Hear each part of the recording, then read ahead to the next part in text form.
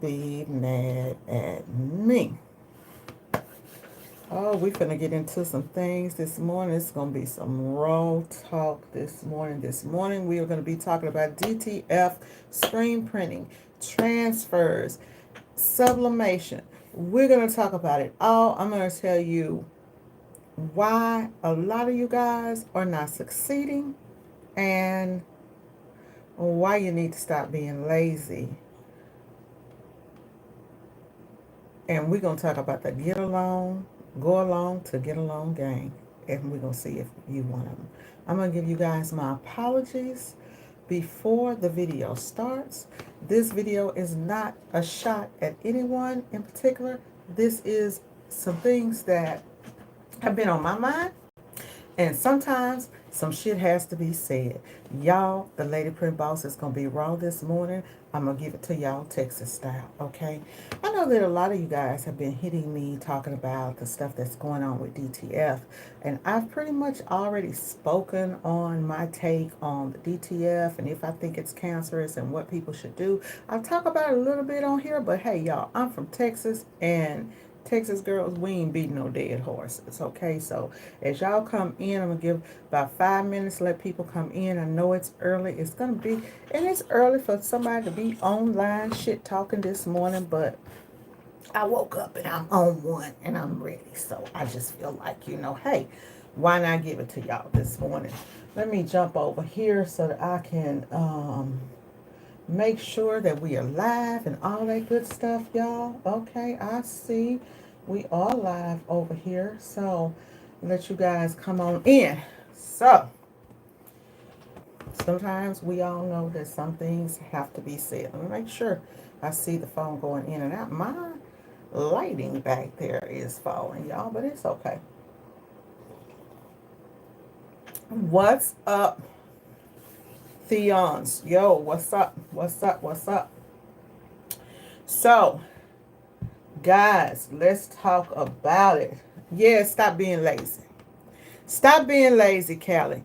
People need to stop being lazy. So the first thing that I want to talk about, that I want to tell you guys, is this video right here, y'all. This is going to be one that is going to be very controversial. Probably going to lose some followers behind this.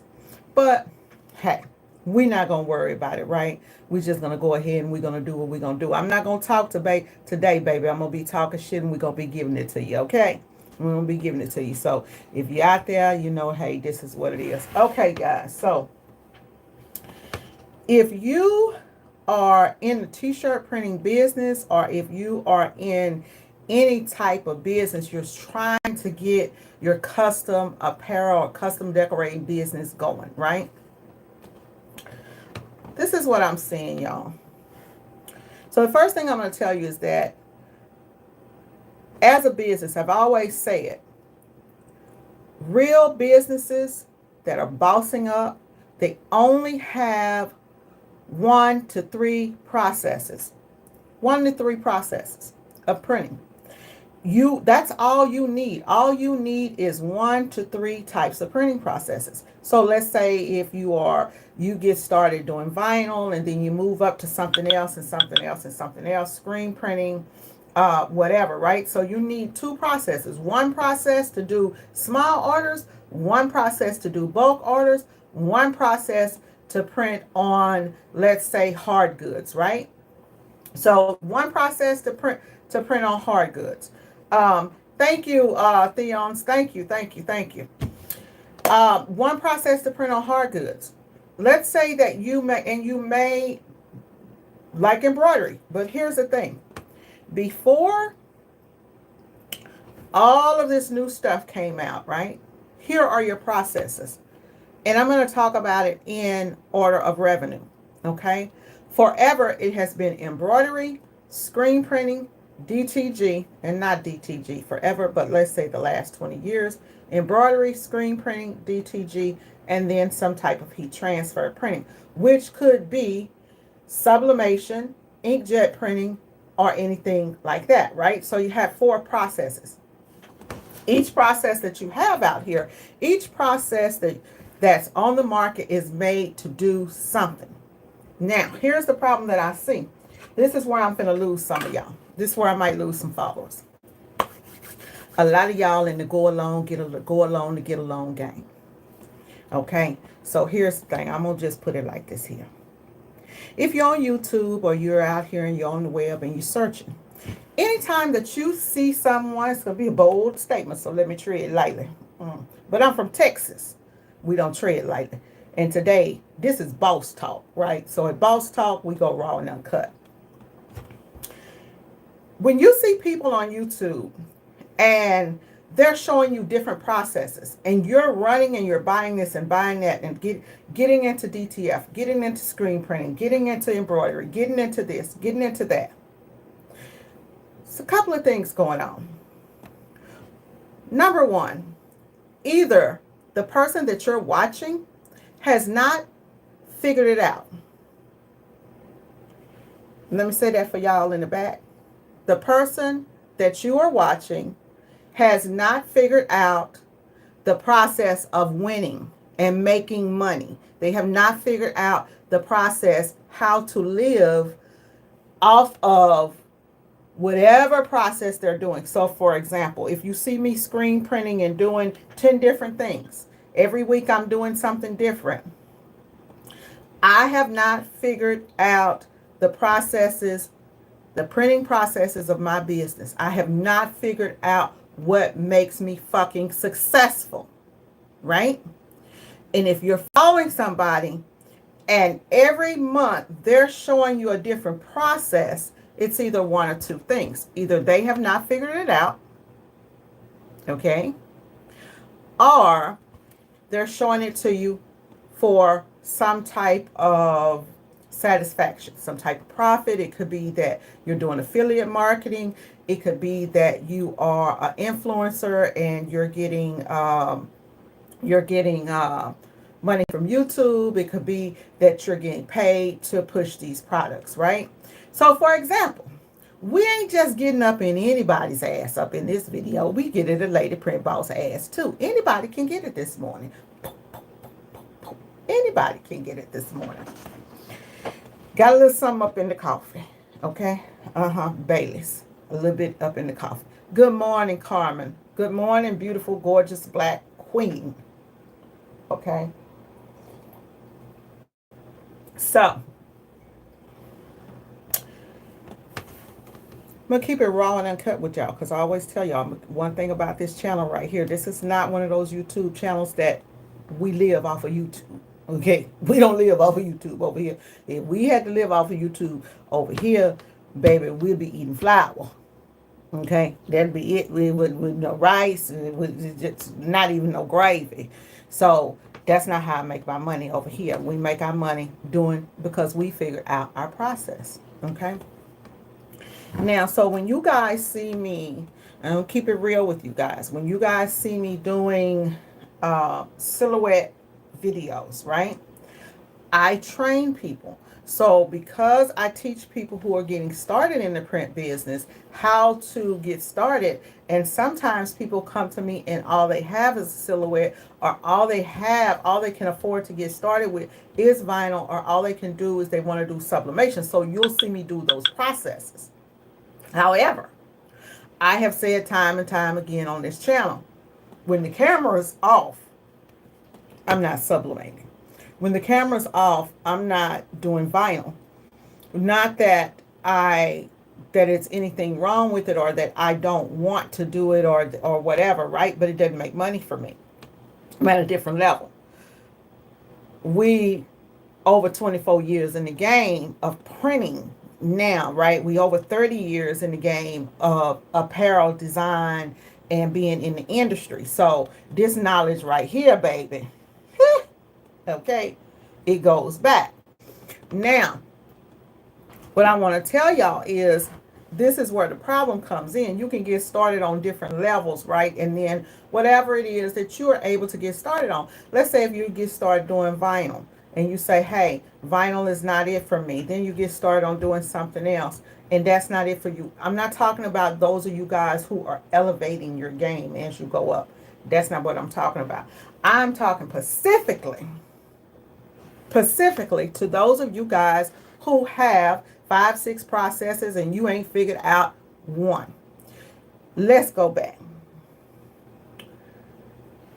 If you invested in embroidery and you are, let's say if you're an embroidery printer, you're doing embroidery, right?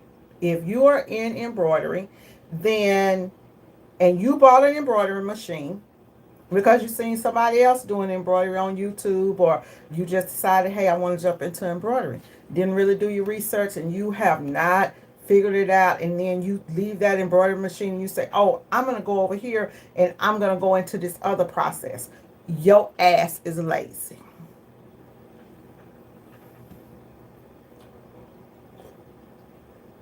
Stop being lazy.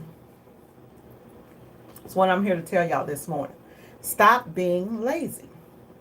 You are lazy, okay? And the reason that you're lazy is because you have to take the time when you learn a process, you have to take that time to learn the process.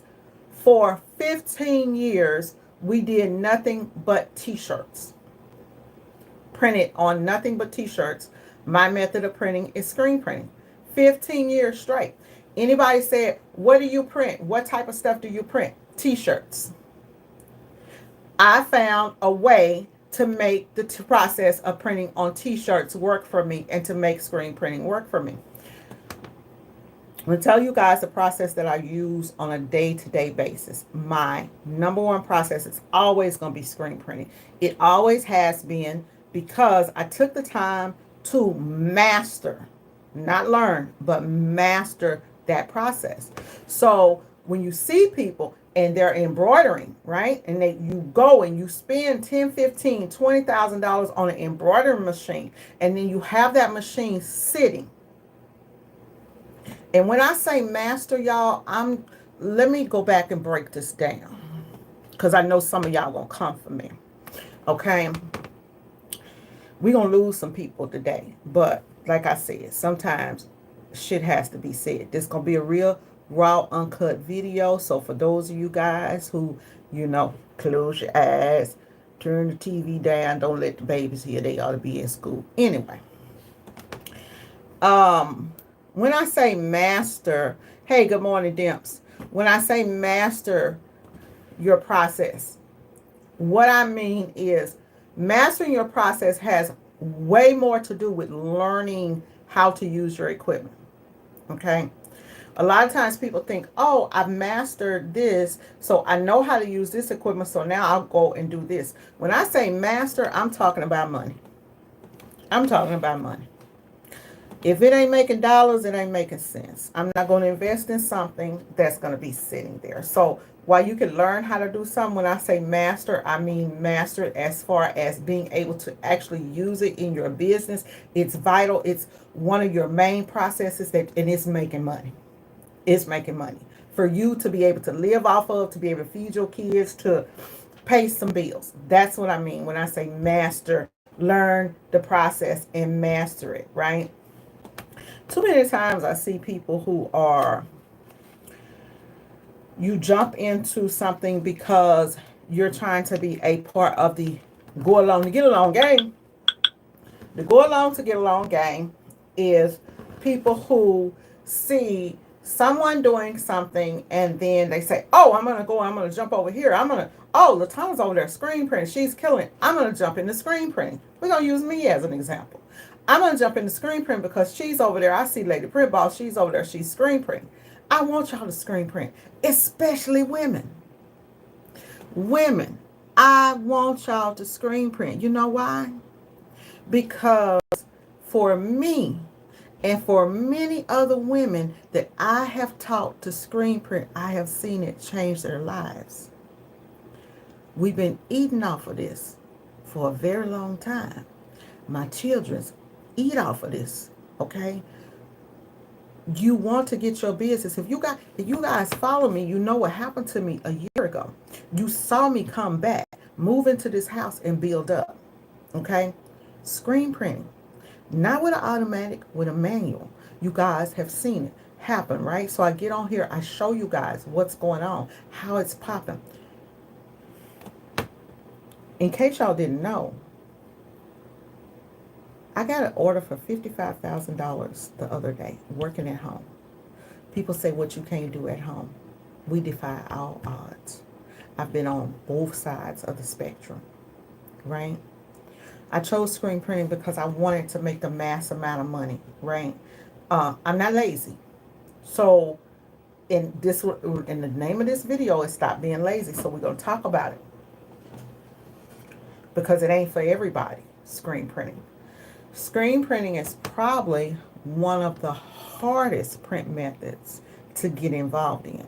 It takes a lot of equipment. It takes a lot of patience. It's very technical. You have to be creative. You're using your physical strength. So it's a lot that goes into screen printing. And sometimes people will try the screen print method and then they get out of it. That I can understand. Just had one of my ladies call me and said after I trained this lady in about 5 years, she said, I'm done with screen printing. I'm going back to sublimation and vinyl. Unfortunately, I knew that. I tried to tell people that screen printing is not for the light at heart. So with the exception of screen printing, I'm going to tell you guys, if you plan on getting into screen printing, you can't be lazy.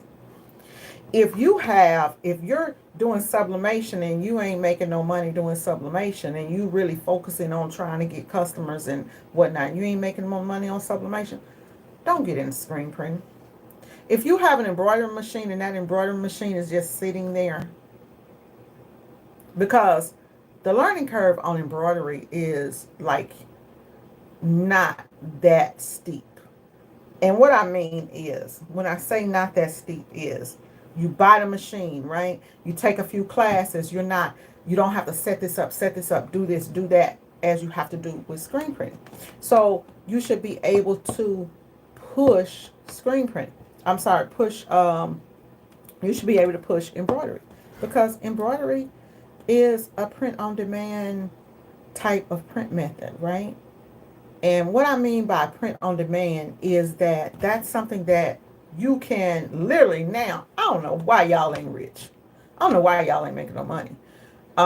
People who are not making money that are embroidering and doing DTF and different things like that. I don't know why they ain't making money. If I got started in printing today, I'd be a millionaire. Okay? I got a master game plan, game changer to get us into another realm of customers to add on to the business. I'm not going to expose it now. I'll kind of give it to y'all now because y'all know folks be on here watching, trying to see what I'm doing and shit. Okay. So, but here's the deal.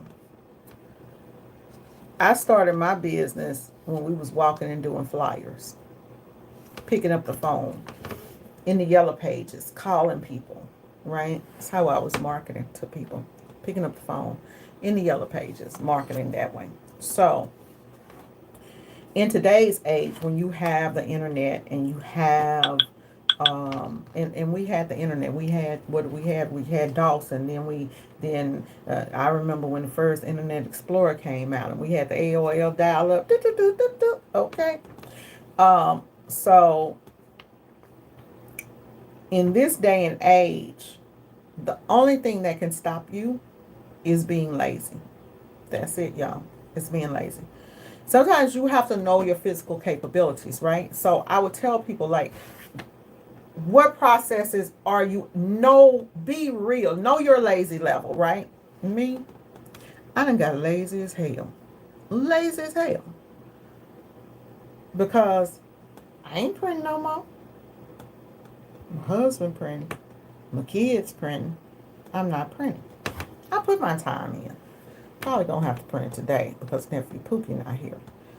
But on a day-to-day basis, I work the phones. I deal with the website, stuff like that. So you got to figure out, okay, what are you good at? I found that after I learned how to print, taught everybody how to print, I'm good at getting the money. So let me go over here and get the money, right? So here's the thing.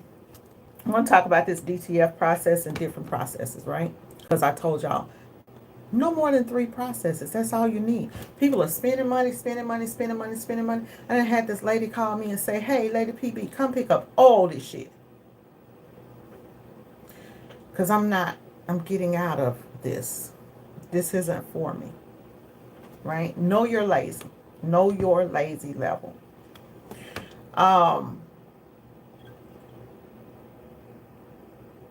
There's no need for people who do embroidery, who have embroidery machines. We're talking about commercial embroidery machines, to not be able to make a living just off of embroidery. Embroidery is turnkey. DTG is a turnkey business, and I'm going to talk about that. Embroidery is turnkey because you do it right then and there. DTG is turnkey business because you can do it right then and there. It's print on demand, right? So let's say, for example, I think a lot of y'all are not thinking about print. You're thinking about print on demand in the sense that it was originally created and not out of the box. So let me try to help y'all.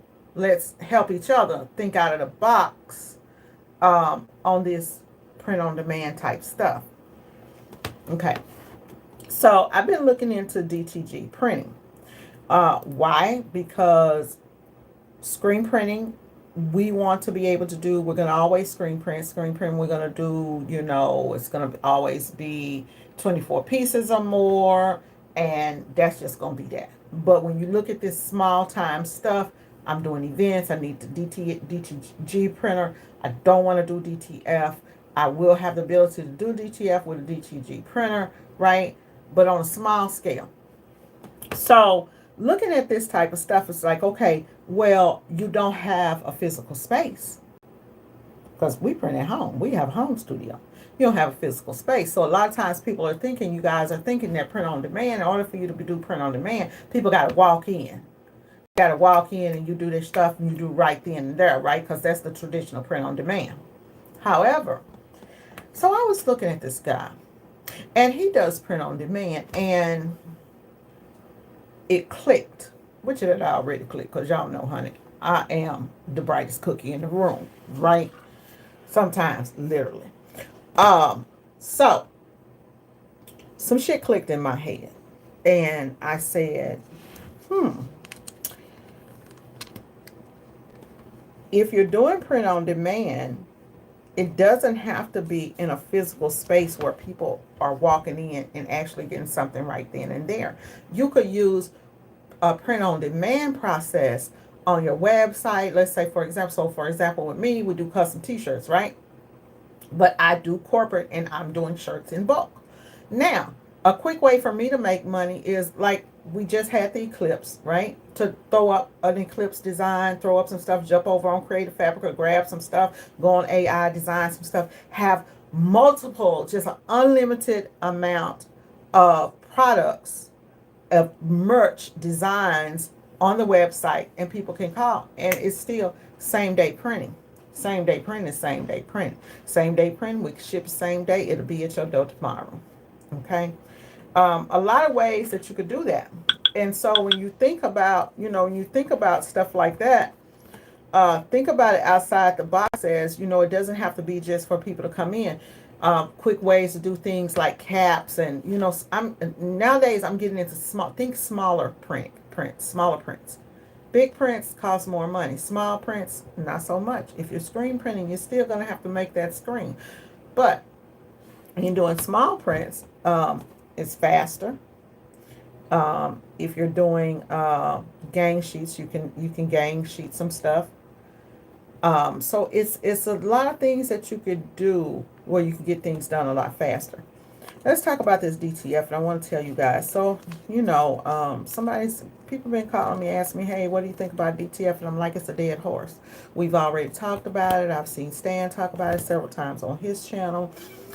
So you either stand on the side of safety, or you don't.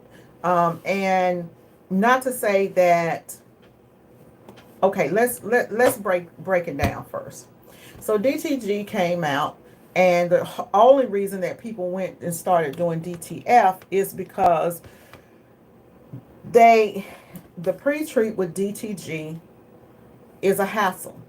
The DTG prints were fading, they didn't look good, blah blah blah. The printers was clogging and all of this. So they came up with the DTF, right? And so now people started doing the DTF. DTF, y'all, was not meant for you to be doing it at home. It wasn't. Even I've done it at home, but it wasn't meant for us to be doing on small levels at home, right? Problem I've always had with DTF. Tell me what you think in the comments about this. And then I want to make this shit make sense, right? Sometimes you gotta make it make sense for you. So I'm gonna put it out into the atmosphere and see if it makes sense, right? So here's the thing: I print on T-shirts. I've always been a person that print on T-shirts. So when they started printing on DTF, I was like, okay, why the fuck are we printing on film when I want to print directly on shirt?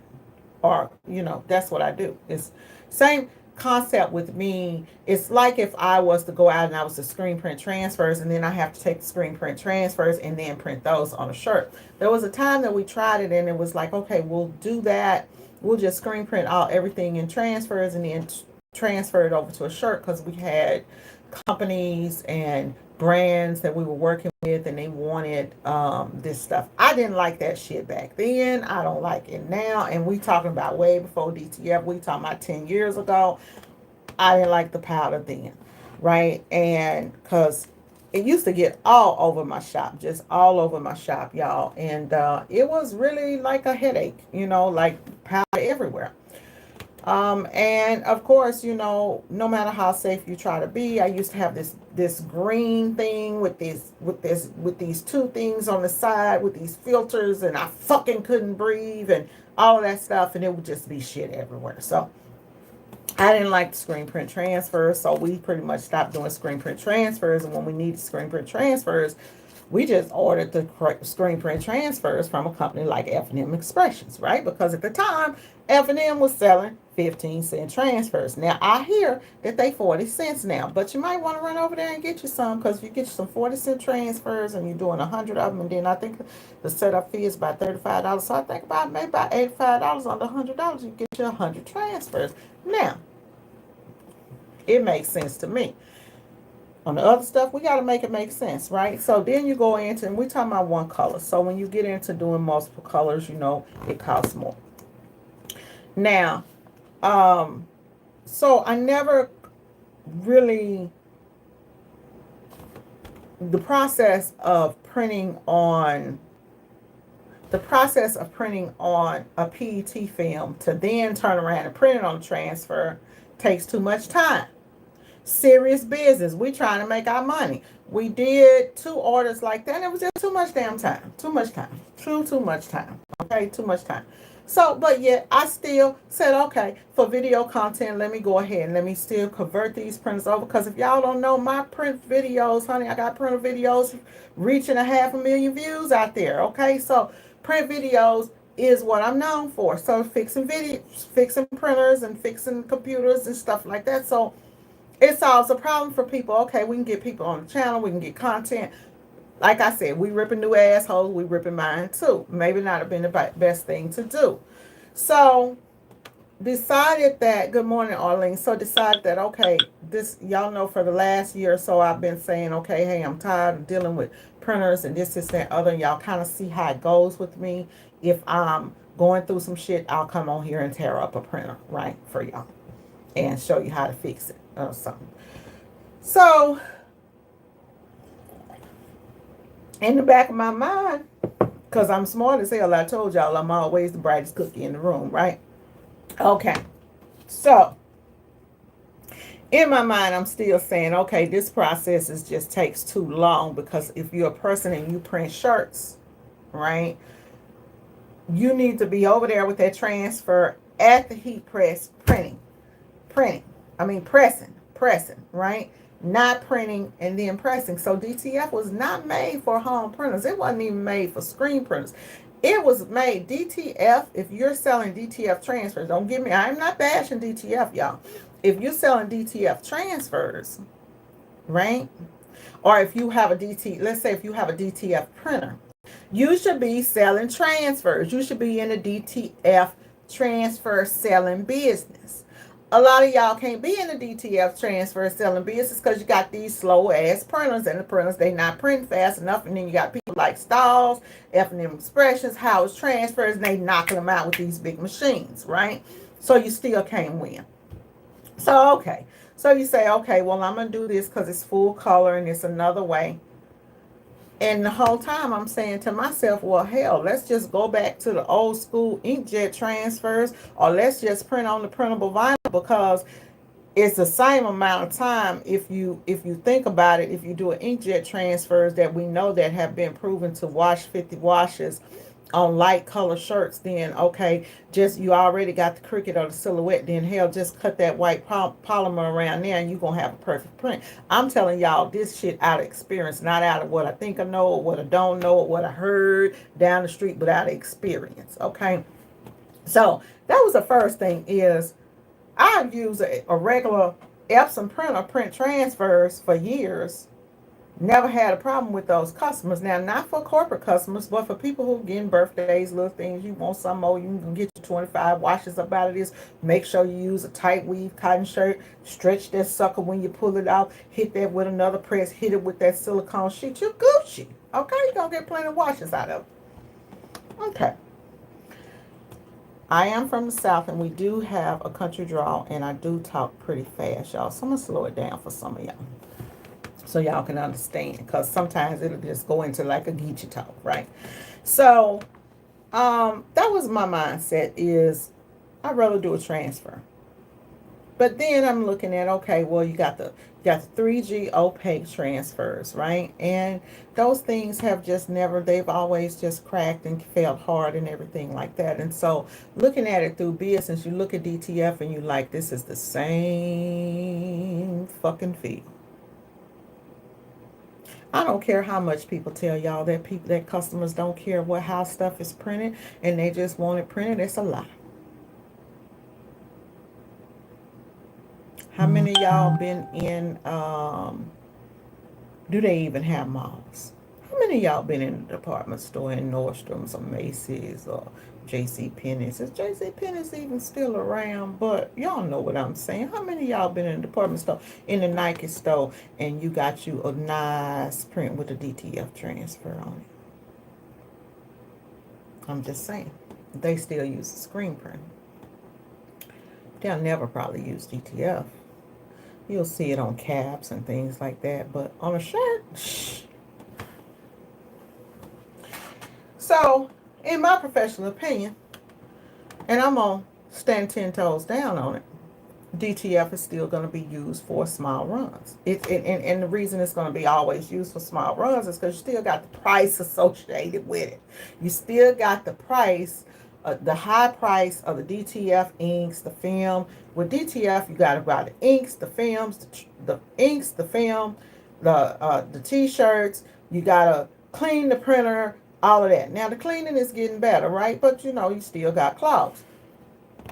So you still have to deal with all of that stuff. And I'm looking at the market and I'm saying to myself, wow, they really tearing the consumers a new asshole. People that's getting new, that's in this, just don't really know nothing about it. Y'all really getting the wool pulled over your eyes or screwed from the back, okay? Because you're adding more consumables to the print process. It's more expensive, more expensive, more expensive. And at the end of the day, you still done printed on a damn piece of PET film that you still got to go press. You're doing 3 times the work. 3 times the work. So, you know, a lot of us started doing it at home. We see, okay, now it's pretty dangerous. You know, hey, if you're doing DTF transfers, now I'm not going to tell y'all don't do DTF transfers, right? What I am going to say is this, and y'all know I always keep it 100 with y'all. If you're doing DTF transfers, right, Honestly, the only way to really make money off of DTF transfers and be successful and run a successful business making DTF transfers is for you to have a professional DTF transfer machine. I'm not talking about a damn pro colored machine. I ain't talking about that. Okay, we not talking about that over here. Y'all don't notice that they study sending out them pro colors, and you'll see them. You'll by the time they cloud, they done sent them a new model. You know why? So that you can go and buy the new model. We're just gonna keep it 100 over here because Lady Print Boss don't make her money off you too. Oh, I'm feeling spicy today. Feeling real spicy today. Is it Friday? Let me see. It can't be Friday because, whew, I know I ain't feeling spicy like this on a Thursday. I'm feeling real spicy today, y'all. So, anyways, maybe it's I woke up like that. I'm just going to keep it 100 with y'all and tell y'all I woke up like this. Sometimes I wake up and I be on one. So, DTF, if you're doing DTF, you should be selling transfers. That's where the money is. And if you can't make enough money to flip it and sell transfers, then why the hell are you putting your hot tamale Thursday? I'll take that. I'll take that, sister. We'll do a hot tamale Thursday. So if you're selling DTF transfers, right? As a side hustle, be careful. You have a home DTF printer, right? Even me, I've gotten on here, I've done a transfer one day and I was like, took me back to the screen print transfer days. If y'all don't know, powder is costly. Thin powder. And this is the thing. It's the powder, y'all. The powder is so fine that it can get into your lungs. People say, Brother Ernest didn't get cancer from that. Da, da, da. Okay, this is what I got to say about it. If the doctors say we pulled powder out your nostrils, and they say we see the powder in your lungs, and y'all say, well, we don't know if it's that kind of powder. Well, what the hell other kind of powder is it that the man been around? The man has been around the DTF powder. You see him on his videos with 6 or 7 machines powdering, and the man telling you that he was powdering up here. I don't know why he didn't know. He powdering up here and letting it drop down, and the man got a long beard. We need to be praying for the man instead of talking about out our asses about what can't be. Because it could be God that sent him. Okay? Y'all know how they say it's always warning before destruction. So, something for us all to, and prayers to Brother Ernest. I hope he's okay. I know by now he should be, today is the 11th, and I think his surgery was scheduled for the 11th, but this man literally came online and said, hey, I'm dying. And we talking about he might not be the right messenger. Come on, y'all. Folks need to get off the gas. He might not be the right messenger. Well, who the fuck is the right messenger? Because, now, Lord, I'm sorry. Because I'm cursing and going into the Bible. But was Jesus the right messenger, y'all? Weren't they throwing sticks and stones at him too?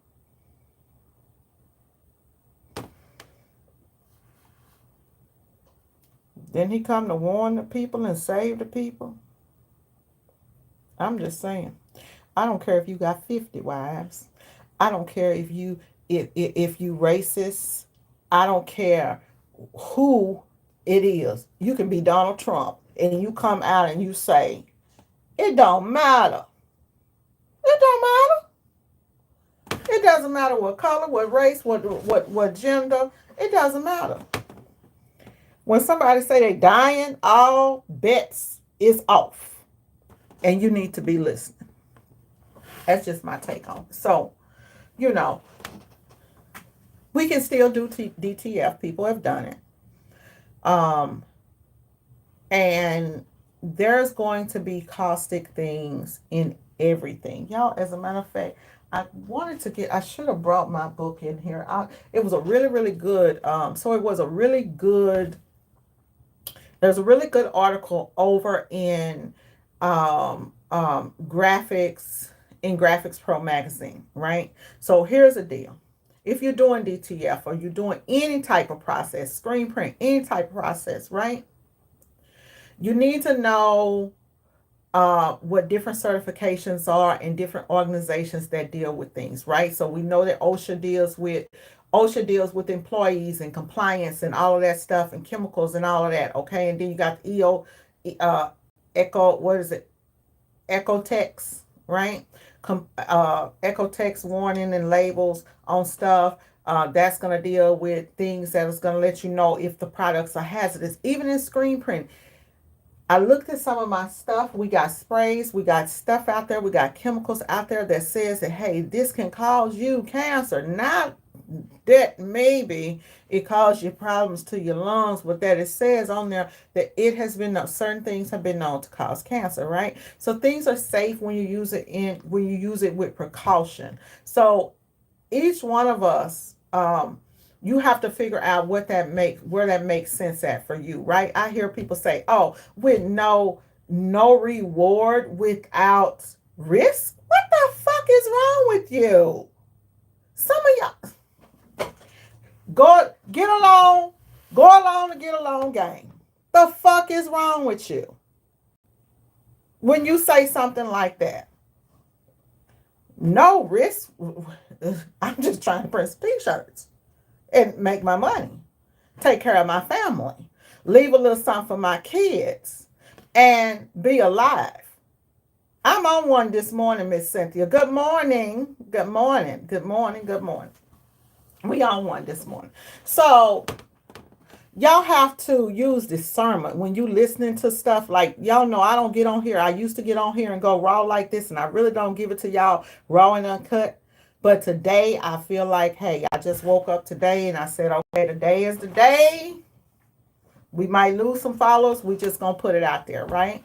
And just say some shit that needs to be said, because some things are not being said, right? So the good get along, go along, get along game. Okay. You have to take on responsibility for yourself, right? And when you hear people say stupid shit, don't like it and laugh and hee hee ha ha for it, because at some point it's about you. I want everybody to make their money and I want everybody to live, right? We can still do DTF. If I'm doing DTF now, y'all, I will have my mask on. I will keep that powder low. When I did screen print transfers, the way that I mastered it is I had a box and I had a lid on the box, and we cut 2 holes. You know the boxes with the lids, like when you're working in corporate, you have like these file boxes. In the file boxes, they have a lid on them, so you can put the powder in the box, and then you can. So what we did, and that's what I'm gonna go back to. I'm gonna probably do something and kind of show y'all how I did it back then, so then y'all can kind of see, like, you know, what it'll do now. But keep that powder in an enclosed box, right? Open it up, put the transfer in there. We have these clips. Let me see. I thought I saw one around here the other day. So we have these clips. We used to put these clips on inside the box, right, to hold the transfer, to hold that transfer still. And then inside here, we had 2 holes. Put your hands in there with some gloves on. See what I'm saying? Y'all see what I'm saying? Everything is down off in there. And if you can get a clear top, it'll be even better, right? Put that off in, put your hands off in there, and then work that powder from off in there, and then raise it up and let it down. And then you can take the top off and pull the sheet out. Put your mask on. Quick and easy. We still be we can make our money and be safe, right? You make your money and be safe. But if you're doing a whole lot of transfers, and you got I see people with these machines in their basements, and you got 50 machines, and you doing this and you do, baby, the big companies, They have ventilation systems for this stuff, y'all. Don't run your DTF transfers through a conveyor dryer if you don't have a stack and that stack is filtering all the way outside. We don't have a stack on our dryer now doing our screen prints, right? But we ain't doing so even with screen printing. So if I wanted to do discharge inks, I can't do discharge inks in my home because the shit has formaldehyde in it. Formaldehyde. Y'all know what formaldehyde is? Ain't that the shit that they put in mom, dad, people with loop? Okay. I'm just saying. You got to read these products. You got to know what you can do with your current setup from what you can't do. So I know that I can't do. I would love to be able to knock off me some cool discharge prints. In case you don't know what discharge prints is. So let's say if I'm printing a black shirt and I don't want to use a white underbase. Y'all know I can't stand them hard prints, right?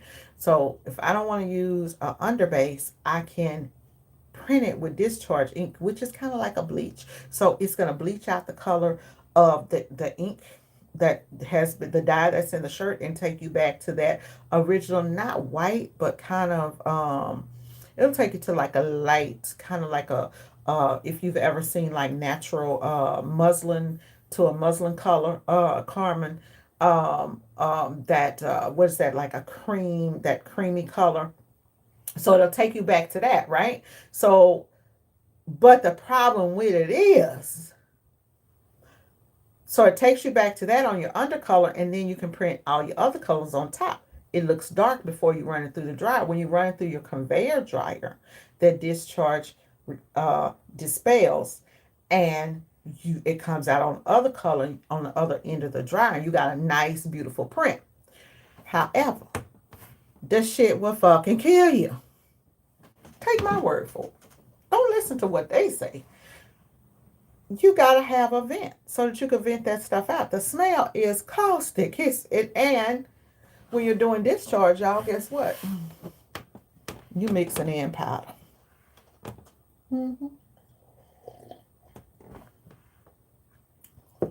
Was talking to someone the other day. They said, "Hey, when I go and I mix in my emulsion, I buy emulsion that's pre-mixed. Emulsion is what you use to coat the screens.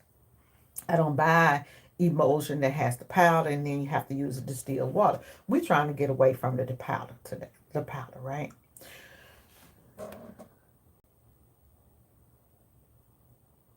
Yeah, they sure are. Good morning, Angela. Good morning, Martin. Precious. How's everybody doing? I can see y'all over there, but I can't see y'all over here. If I miss somebody, then hey, love Sally. Hey, all of y'all. So you have to be careful with anything that we do in the industry. Like, it doesn't mean that, like I started screen print with the thing with Brother Ernest coming out and saying that, hey, I got the cancer. What that does for me, y'all, it tells me that tighten up on my game. Tighten up on your game, right? Hold on. Get this charger and put my charger over here. Sometimes you gotta tighten up on your game, and that's it. Just tighten up on your game, because maybe, just maybe, you're doing something and you are, and you need, and this is a warning for us to be careful, right? It's a warning to the public to be careful, and to protect ourselves. Doesn't mean you can't make your money. Make your money by all means necessary, right? No, not by all means necessary. Let's not say that. That saying don't go for this time. Make your money as long as you can be safe at making your money. Now let's get back to the lazy. Cause again, I said it at the beginning of the video, and I'm gonna say it again.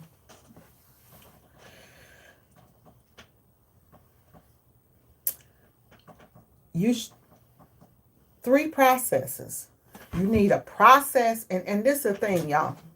A lot of us, we jumping into printing, right? You jump into printing, you trying to figure out, okay, what's the best way for me to make it? And so you just go and you see somebody, and so then you buy this, and then you try this and you try that. Like I said, you gotta perfect something. You perfect something, right? Or you just print a whole lot of mediocre stuff. And when I'm saying like master them processes, we talking about money. We talking about money, right? I have a sublimation machine that's sitting over here. Rarely used because I've not been pushing sublimation. I've been pushing sublimation. I've been pushing screen printing. Hopefully we'll get into DTG printing pretty soon.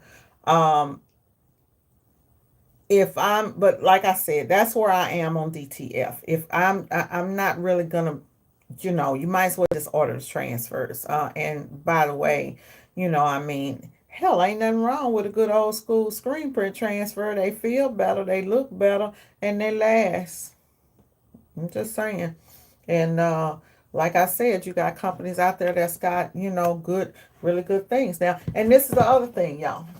When you're doing too many processes and you don't learn them, when you're doing a lot of processes and you really don't learn them, let's say that you have, and you can have processes that you don't use, because sometimes you build, like as you build in your business, you started out with vinyl, right? For me, the only thing that we're going to be using vinyl around here for might be names and numbers. That's it. Other than that, there's no need for me using vinyl.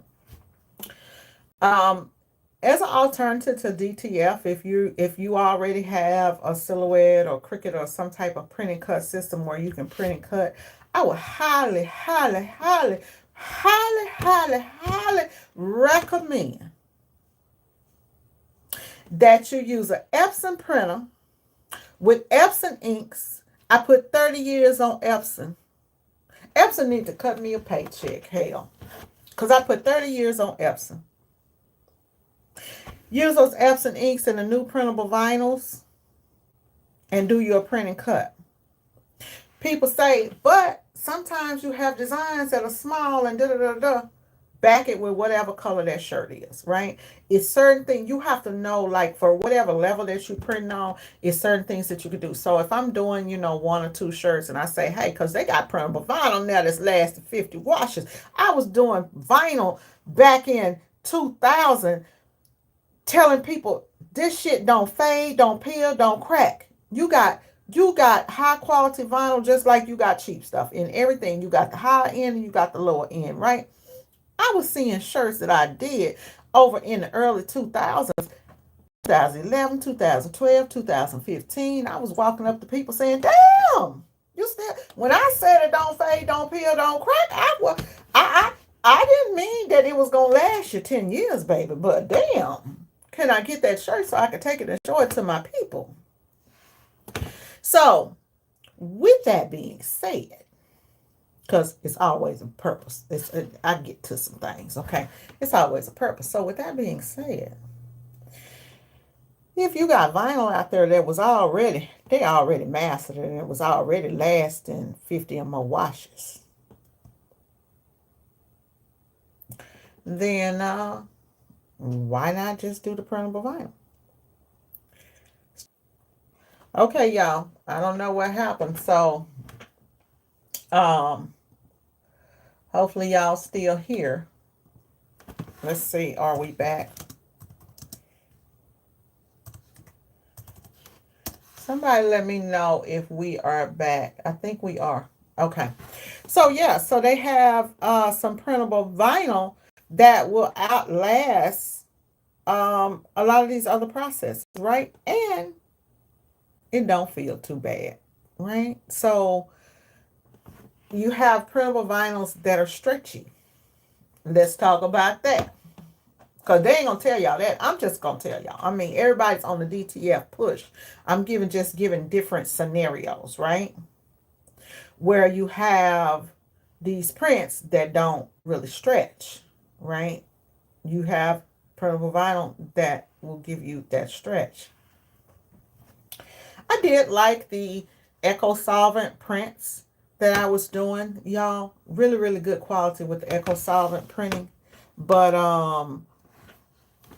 the problem that I had with doing the eco solvent printing is that I was trying to print it in a room that's 10 by 10 that did not have any type of air to get out. Even if you buy like something like the BN20, anytime you buy eco solvent printers are um the smell of it is really, really strong, right? So the shit scares me.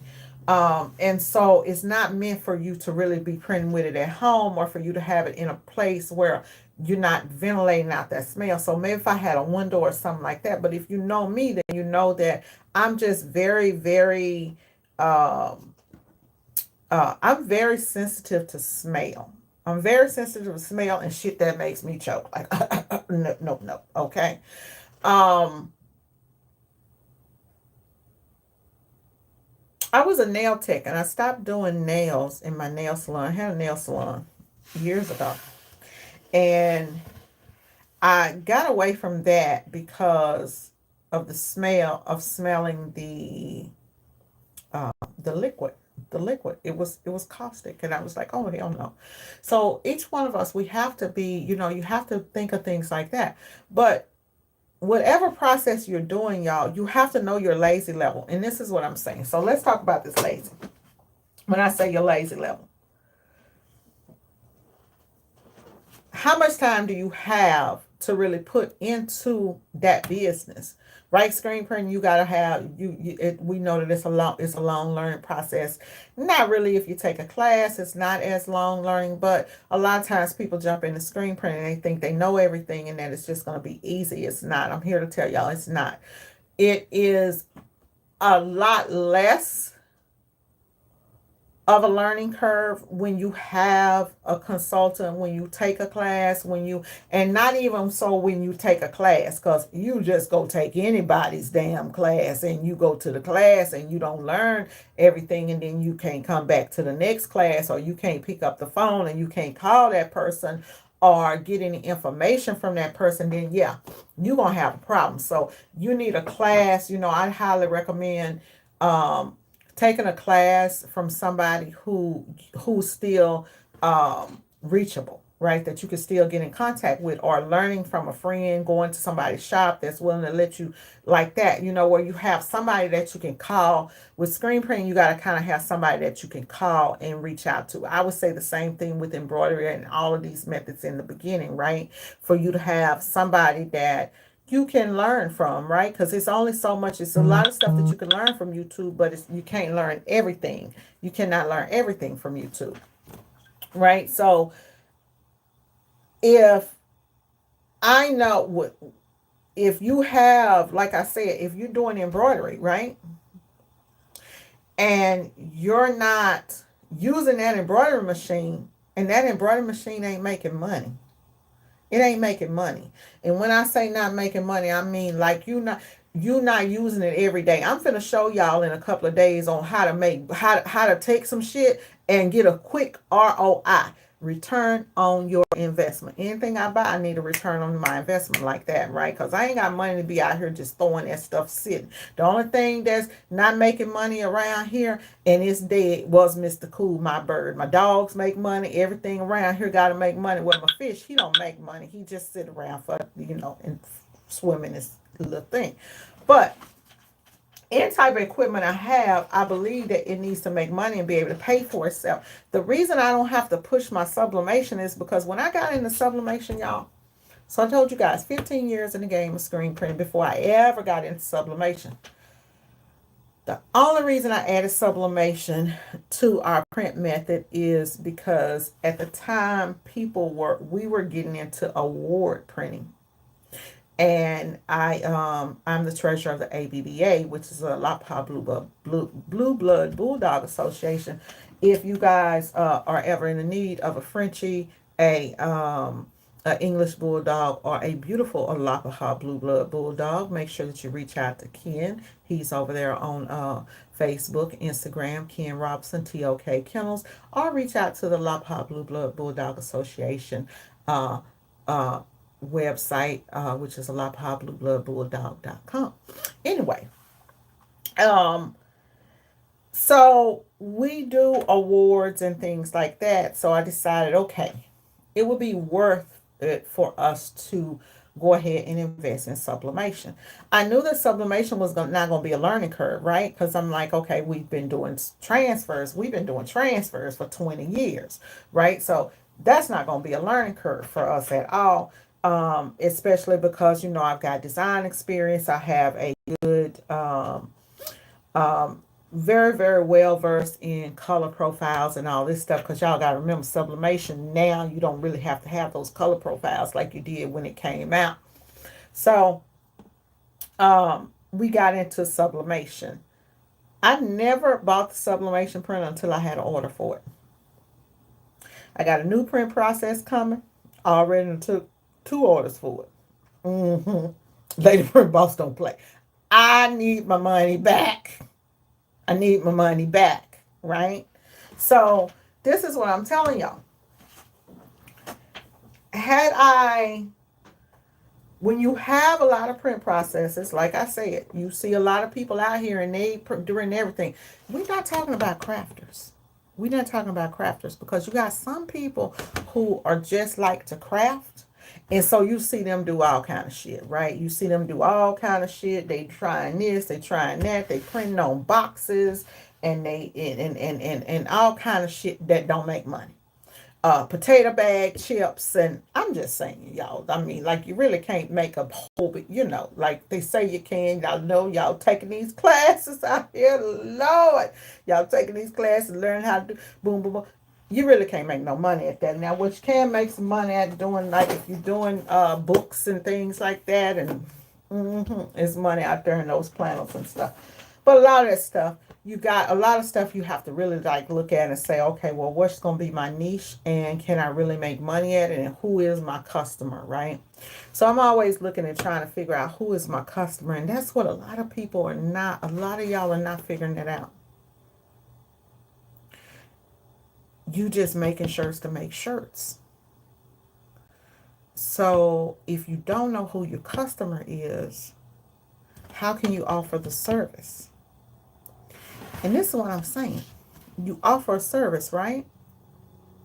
And you're putting it out there, but you don't really know who you're putting it out there to. So it's like a big pond, a big lake, right?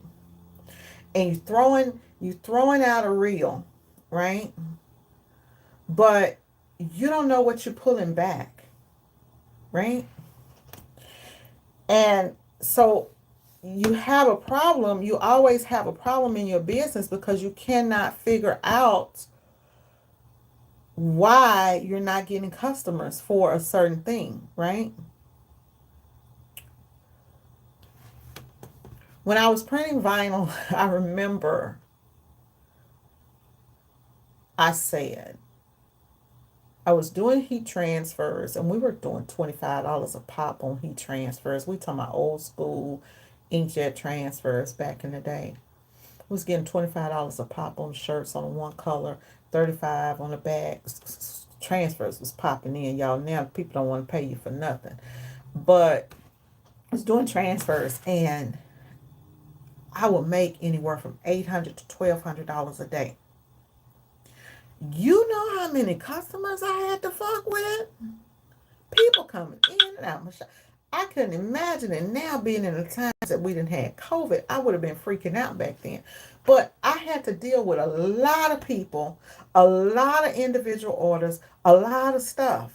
So I had to be very well organized and be very meticulous.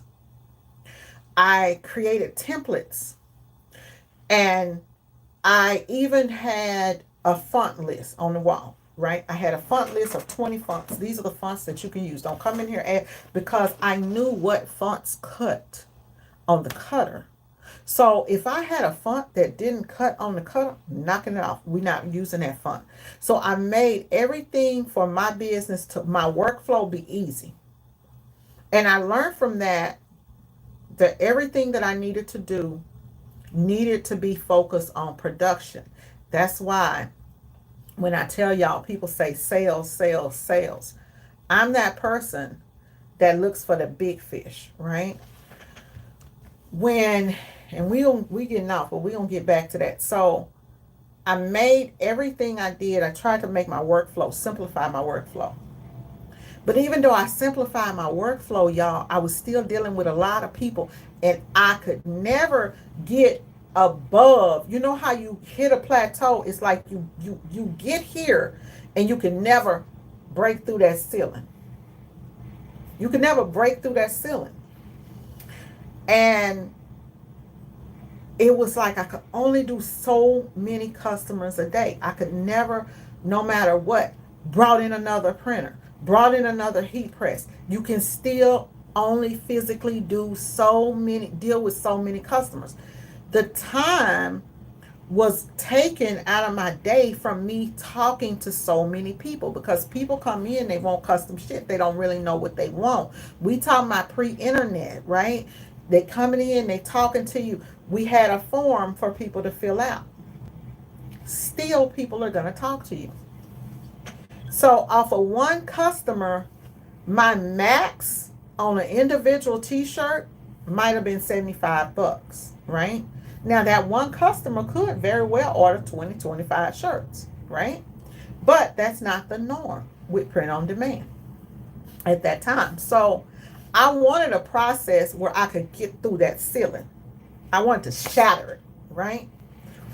So I decided I'm going to rebrand myself. Started out Hip Hop Print Shop. I'm going to rebrand myself, and I'm going to go after businesses. My first thought as Hip Hop Print Shop, before I did that, there was an area in there that I said, okay, I'm going to go after stores. And so I started going around to different stores, putting merch in different mom and pop stores, trying to blow up that way so that I could try to get them to order. But these stores would maybe order 20 pieces, 25 pieces, 10 pieces. They didn't really have the funds. So I said, I got to break through. What's the way for me to break through? I sat down and I thought about it. And the one thing came to my mind whenever I thought about that t-shirt, and that t-shirt being a canvas, is how the fucking t-shirt blew up in the first place. So you got to know your history. You got to know your history.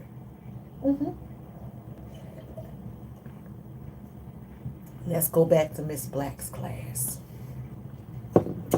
Let's go back to the tunic. And then let's go to the t-shirt being the undergarment. You guys know when they stopped? When the t-shirt came out, it was an undergarment for the military. You wore it under your clothes, right? Remember, they called it undershirt. They wore it under their clothes. And that's why you still have t-shirts in the store. You buy them in a pack. You know, you got the Hanes shirts. You go to the Walmart, honey. You got your undershirts. Old folks, they still wear their undershirts, right? Okay, let's go into the history. Let's go into it, Carmen. Let's go into it. So that was the purpose of the t-shirt, right? Well, might have been Coca-Cola. Y'all remember when that Coca-Cola had that stuff in it? Well, anyway, so as time went on, the t-shirt became an outer garment because it was a fucking method of advertisement. It was a walking billboard. So companies came and started saying, if we put, and then you had, what was the hippie, back in the 60s when you had the hippies and the smoking and they all was out at the big park and they was all getting messed up. So you started, the t-shirt became a way of expression, which is what we have today. It became a billboard for expressing yourselves, because people had, y'all remember they had the big billboards on the side of the roads and stuff like that? Companies, Woodstock, thank you, ma'am, Woodstock. Remember during Woodstock, they were putting all these different graphics on the t-shirts and stuff. Y'all see it today. You see it even in this sign behind me. It's just history repeating itself. All those cool, funky, vintage fonts y'all are seeing now, that's where it's coming from, back from the 60s. So companies started advertising their products. Coca-Cola had the Coca-Cola shirt. Companies started putting stuff on shirts as a way of expression, right? I'm a 69 baby too, girl. Hey, 69 twin. So they started doing it as a way to express. Let's say, and even if you think about it today, this is why you have these shirts, birthday shirts, women empower women, people, whatever. And this is what you need to think about when you're creating, those of you guys who have t-shirt lines, when you're creating these expression tees and you're figuring out, hey, what I want to do.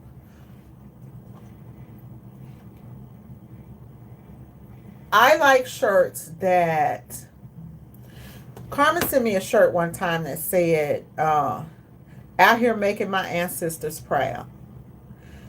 That shirt spoke to me, right? That shirt spoke to me because of, it just spoke to me, right? So you have different things that speak to people. I want to grab this magazine because it's something that I want to get to. This one got good. I'm finna give y'all some. Just hold up a second. Let me grab this magazine because I want to get into something that I read earlier.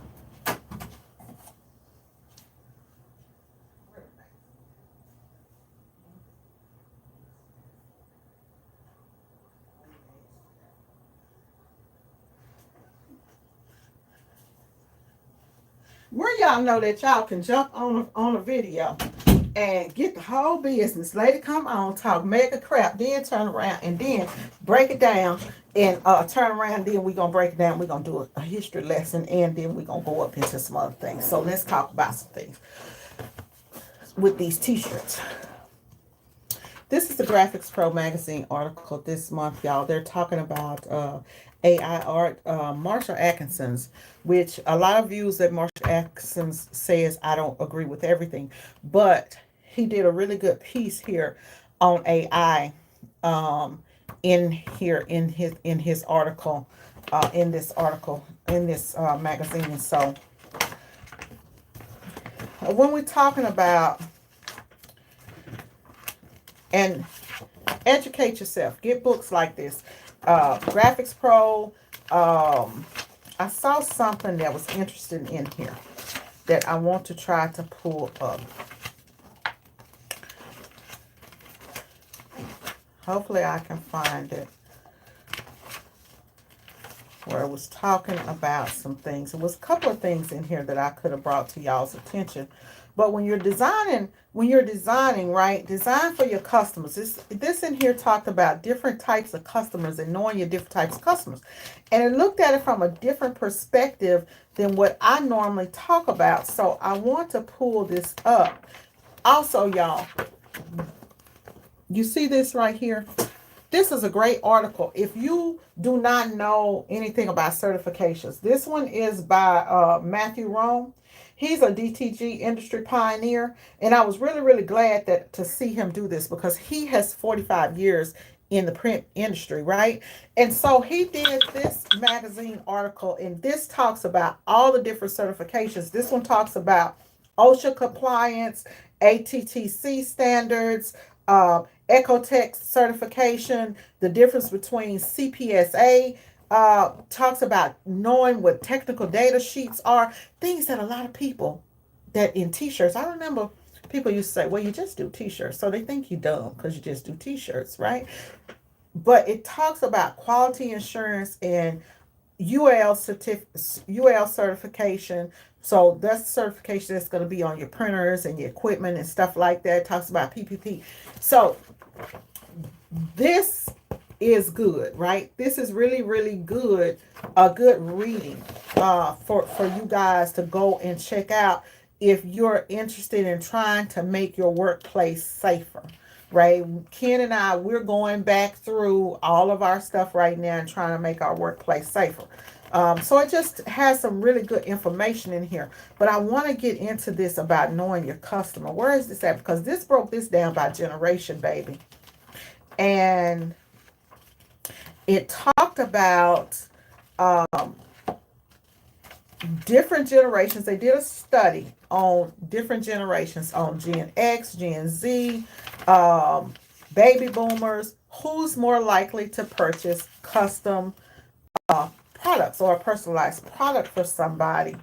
And they had the breakdown, and I just found it very, very interesting, because a lot of us, we may not know who our customer is, or we're trying to figure out what customer base to target. And so when you're trying to figure out that customer base to target, listen to this. So this is a study right here. And consumers in the United States who were more likely to buy or give a personalized gift during the 2023 holiday season by generation, right? I see your question. I'm going to get to so want to talk about this. So what they did in this study, they had the baby boomers, Gen X, the millennials, and Gen Z, right? Baby boomers are only 24%, says only 24% of baby boomers are likely to give a personalized gift, right?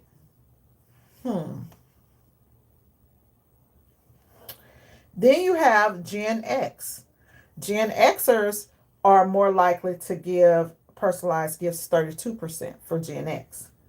And then millennials, 46% of millennials buy personalized gifts, buy or give personalization, right? If you're new to the channel, then make sure y'all subscribe, because I do stuff like this from time to time. Gen Z, 52% of Gen Zs are likely to give people personalized gifts. The total number of Americans that are likely to buy a personalized gift for someone is 30%, 36%. So 36% of Americans are likely at some point in time to purchase custom goods. Now, why does this matter to you guys? That's over a third of the United States population. That's over a third of the United States population. That's real good. Because when we look at the screen printing industry, we have probably about, good morning, Mail, probably about 10,000 screen printers listed in the U.S. How many millions of people is in the U.S.? I got to look up the U.S., or whatever, right? So people tell you that, hey, the custom apparel industry or custom decorated products, that it is crowded and not booming, right? What this tells me, what did you guys get from this? Because what I got from this is that Gen Z and millennials, I need to be going after them, right? And how do we go after people by age? How do we go after people by age? We go after them by the type of things, the trends that they follow, right? Fonts that I used back in my days, let's say Bada Boom. Bada Boom is going to be a font from the 60s and 70s, right? 60s, 70s, 80s, that's going to be one of those fonts. If you're going after Gen Z and millennials, right? that tells me that I need to be over on the TikTok and the Instagram and things like that, right? So you would want to go places where you find those customers, right? You may want to set your website up and have stuff specifically for those customers if that's your niche, right? 333 million people in the US. Somebody over there is woke, baby. Woo! Them shorts, y'all. Sorry. Somebody woke. Okay? So 333 million people in the United States. So that means that if we're looking at a third and we're over a third, so let's say she's got 333 million, we over 100, let's say 150 million people that are 150 people, 100, let's say 100, yeah, 150 million. 100, yeah, no, she said 333. So 100, I'm going to say 100, I'm going to say roughly 150 million people that you guys that are out there that are looking and looking at products, right? And you can specialize on one or four of these niches or all of them, right? On all of them.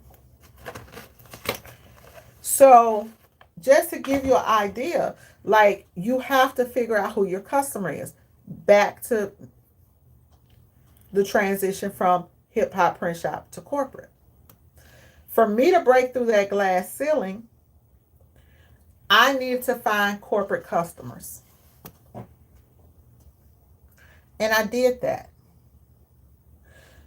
My campaign was not, I'm going to go buy all this equipment. That wasn't it. I went to go find my dream customer. Right? I went to go find my dream customer. Who was the customer? Why did I switch over? I knew that dealing with 25, 30 people a day wasn't going to get me there because I was limited on what they would order, right? So I started to go look for companies. And the number 100 is what I got, right? So I went after companies that I felt that they would have 100 employees. I want you to print 100 shirts. I want you to have 100 employees. I started looking at restaurants. Restaurants at the time, you know how they give people, the restaurants that give their employee shirts, they normally give out about 3 shirts. So, okay, so even if you're a small restaurant, you got 30 employees, 30 waitresses between cooks, waiters, da da da. You got the wait staff in the back. They need aprons. You got the waiters out in the front. They need t-shirts. They need the aprons that go on them. Different things like that, right? Even menus. At the time, we were still doing banners and menus and stuff like that, so we could do that type of stuff. And so we were doing that type of printing, and so those were the type of businesses that we went after. Labor businesses, businesses like, let's say for like big companies, plants that, let's say for example, like craft, computer companies, things like that. So I started going after those types of companies, right? And then we started going after companies that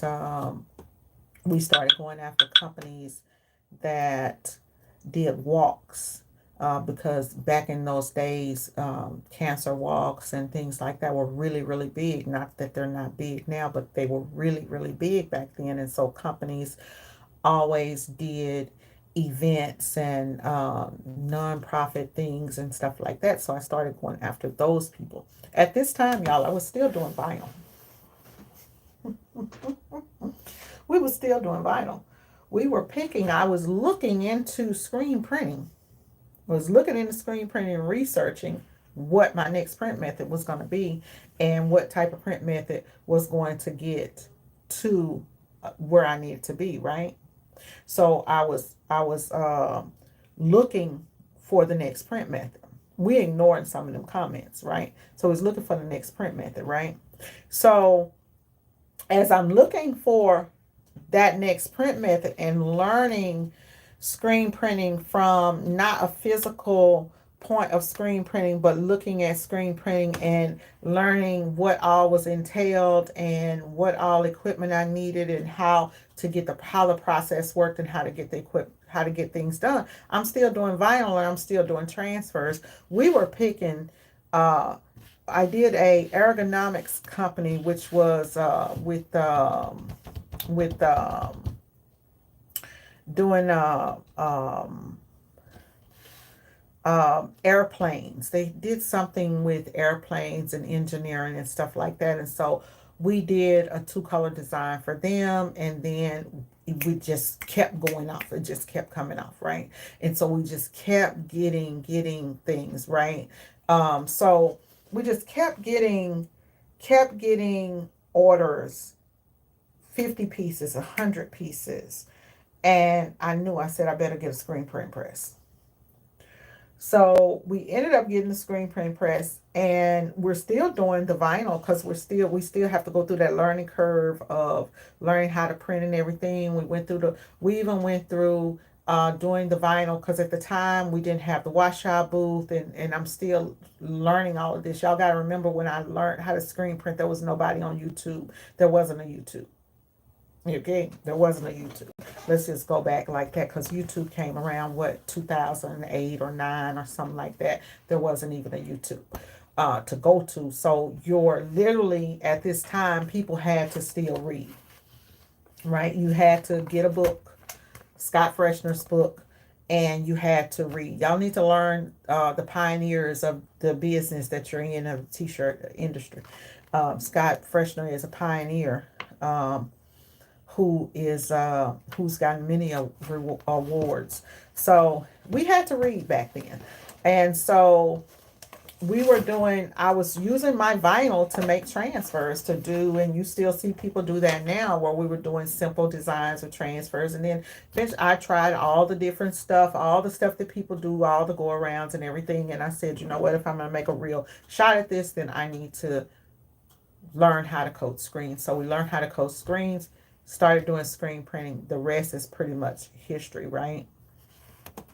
The rest on that is pretty much history. And once I got into screen printing, we still would do transfers for people, but we focus on building clients. I focus on customers. I have customers to this day that call me and say, hey, do you remember me? We did such, such, such. I have little kids that were in high school that I did things from, that were in graphic design class. And it's like, hey, you did such, such for me. So I started building those lists, right? As time went on and the internet became more prevalent, and we doing, I get online. At the time that I got online, I always kept phone numbers, because we talking about Rolodexes here before email lists. We talking about Rolodexes. Y'all might not know, those of y'all that are young, y'all know what the Rolodex is. So say, for example, I talk to a customer. I'm writing down their name and their phone number, things that they like, questions here on this, versus me doing it in email, right? And so I'd have that phone book, and I'd keep that phone book, but mine was an actual Rolodex. Little cards, index cards on a little turn thing. So keep the Rolodex and contact, customers. Eventually that ended up going into, screen print, and turned into an email list. The thing is, I was never lazy. I always let the industry and the trends guide what type of print methods I was doing. When I came into screen printing, I got into doing simulated process printing, because of course their DTG had just come out, like a few years into screen printing. DTG came out, and it was just garbage. It was just a hot mess back then. But and so I did not invest. I was always careful of investing in things that customers did not want. There's a different type of customer based up on quality and up on their needs. And I've learned, when you learn this, you will elevate your game. Knowing who your customer is going to define the process. You have some customers who just need something for the weekend. It's a last minute thing. I just need to throw a shirt on for the weekend. You have some customers who, these people are going to be playing soccer in these shirts, and this needs to last, right?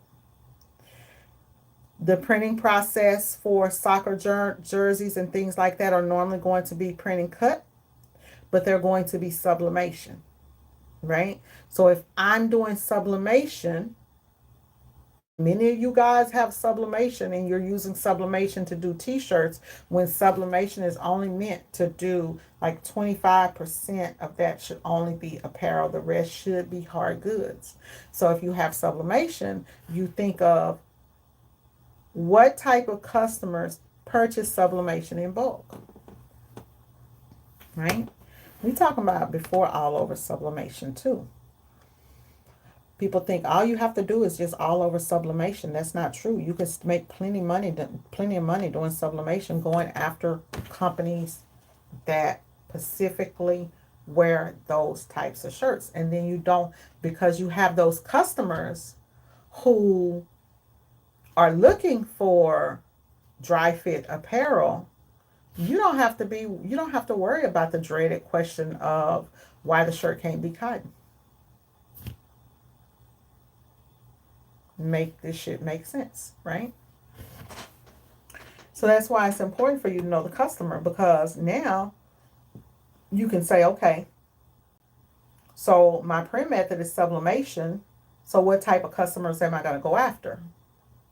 Now I'm going to go after sports teams, like soccer teams. I can go after any type of garment that's made for jerseys, right? Like the little jersey stuff. I can go after baseball. I can go after fishing tournaments and things like that. I can go after basketball. Those are polyester shirts. You want to go into apparel, right? What other things can I do? I can go into the gift market. And I can create jewelry. I can sub on jewelry. That's a niche market, right? I can go into doing plates, or I can do just specialize in subbing on items for dogs. So you have to look at it and figure out who your customer is. Like what that process. If I got sublimation, I'm gonna go after customers who normally need that type of printing process, right? I'm a screen printer. So as a screen printer, I'm not going after people who need one or two shirts, even though y'all see I have people call me all day, every day for that type of stuff, right? I'm going after my customer base, which is going to be those companies that are going to do 100 shirts or more. Now I'm at a point within the last year to where I'm getting orders of over 500 pieces. And for me, 100 to 250 shirts on a manual, that's my sweet spot. Once I get over 250 shirts on a manual, then we have to start thinking about, okay, this is coming all the time. So now do we go back into automatic screen printing? And that's a whole nother video. So let's say if you're doing vinyl, right? What are some things that you could focus on vinyl? If vinyl is all you got, and this video is about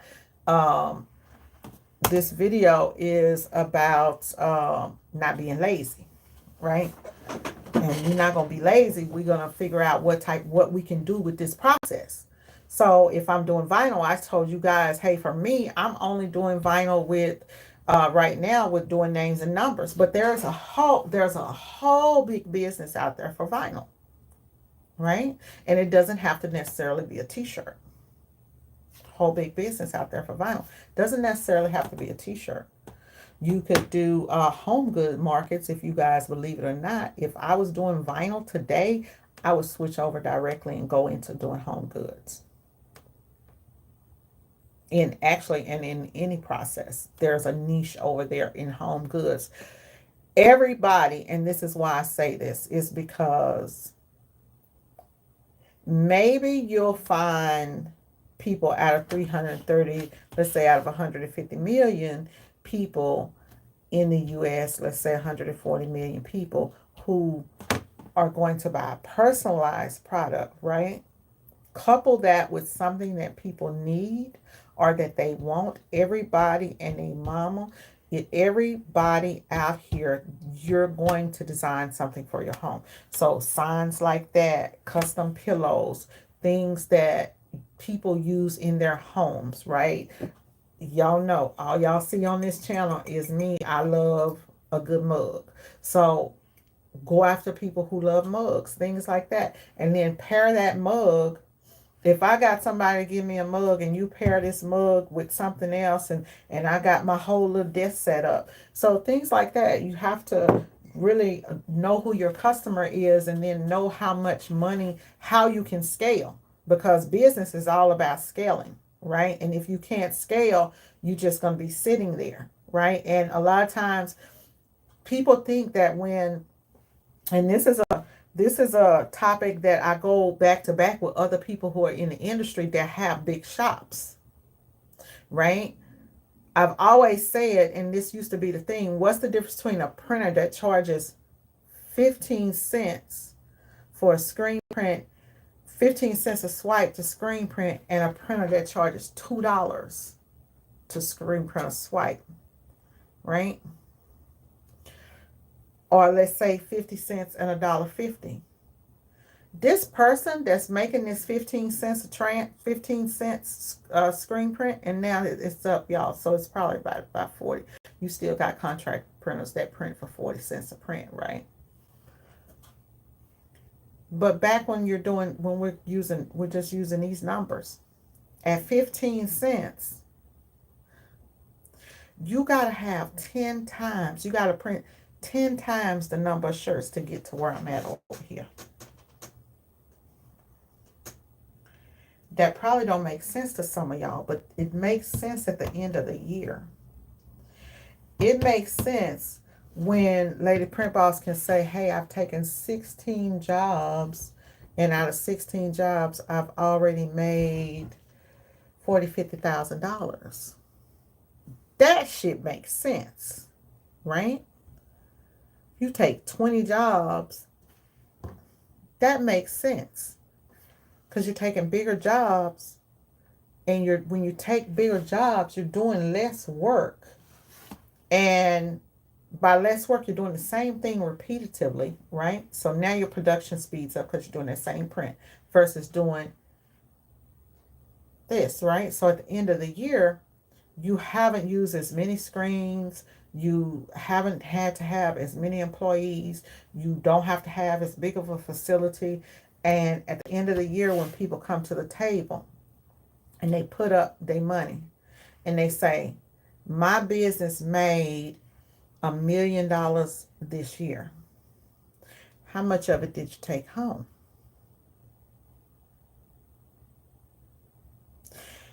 If you made $1 million, right, you should be looking at, off of $1 million, run $1 million business, $1 million in sales, right? Companies that are making $1 million in sales, you're lucky if you are bringing home 30% of that, and you're not bringing that home. So 30% of that. So let's say you bring home $333,000. Not bringing home, but you got $333,000, right? Then you got to pay your employees. What you got at the end of the year? Now, at the end of the year, if you got $150,000 over here in your pocket, and that home printer got $200,000 in their pocket, make that shit make sense. Make that make sense. Most screen printing companies don't even make that much. So, I look at now, like, I'm working less. making more money. The whole key for any process, y'all, is to know your lazy level. As I'm getting older, I don't want to print as much anymore. I don't want to deal with a lot of people, right? But I still want to make my money. So when you're doing things like for me, when people say, hey, do DTF, I'm not going to recommend DTF unless you have the ability to sell the transfers. And it doesn't do any good for me to tell you to sell the transfers if you only print one transfer every 15 minutes, and in an hour you only printed 4, right? Even if you print 5 to 10, I'm not going to tell. It doesn't make sense because you still don't have a complete product at the end. That's always been my thing with DTF. You still don't have a complete product at the end of printing this. And the cost is so high, right? So when you look at the price, you got to think about that, right? Because the cost of a DTF print, let's say if we're doing a 10 by 10 print, and the DTF print is, I think Styles is charging like 6 cents, 6 cents per square foot, 6 cents per square inch, let's just say. So 6 cents per square inch, a 10 by 10 print, we're looking at $6, right? We're looking at $6 for, we gotta make this shit make sense. We gotta make it make sense, because this one will make it make sense videos. That ain't even 10. So let's say about a sheet of paper. We're looking at $6. So we take that $6 and we pair that with a shirt that we went out and we bought for $4. Now we at $10. Right? Where you gonna make your money?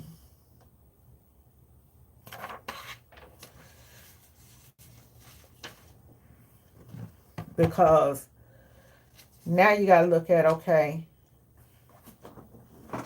you still using your heat and not this, that, and other. You stuck at $20, right? If you do $18 a transfer, you can get that off. You can, $8, you make $8 profit off each one. Then let's say, okay, you can do, how many of them you're going to do. Let's say if you got a customer do 30, you made $200 and some dollars. Is that enough for you? Is it enough to take you and elevate your business to the next level? And if you're serious and all you want to do is print, it's not going to be enough, right? So that's why I say you have to really learn these processes. So in the time that it takes you, to print the transfer yourself, right? The time that I would much rather tell you go and make that $8 off that DTF transfer than to print it yourself. Because when you print it yourself, then you're losing your time. And your time is how you're going to make your money. Because I can turn around, the way that I can make money doing DTF transfers is I can turn around and let's see, that $8 that I'm making, right? And I can print, if I can print these, and I can print $30 of these hours, $240, right? And I hire somebody and pay them $10 or $12 to print by the hour. And now I'm making my money. Now I'm making money, right? But if I'm printing at home myself and it's taking me an hour to print 4 or 5 of them, I'm risking my health and I'm not making my money. It just doesn't make sense, right?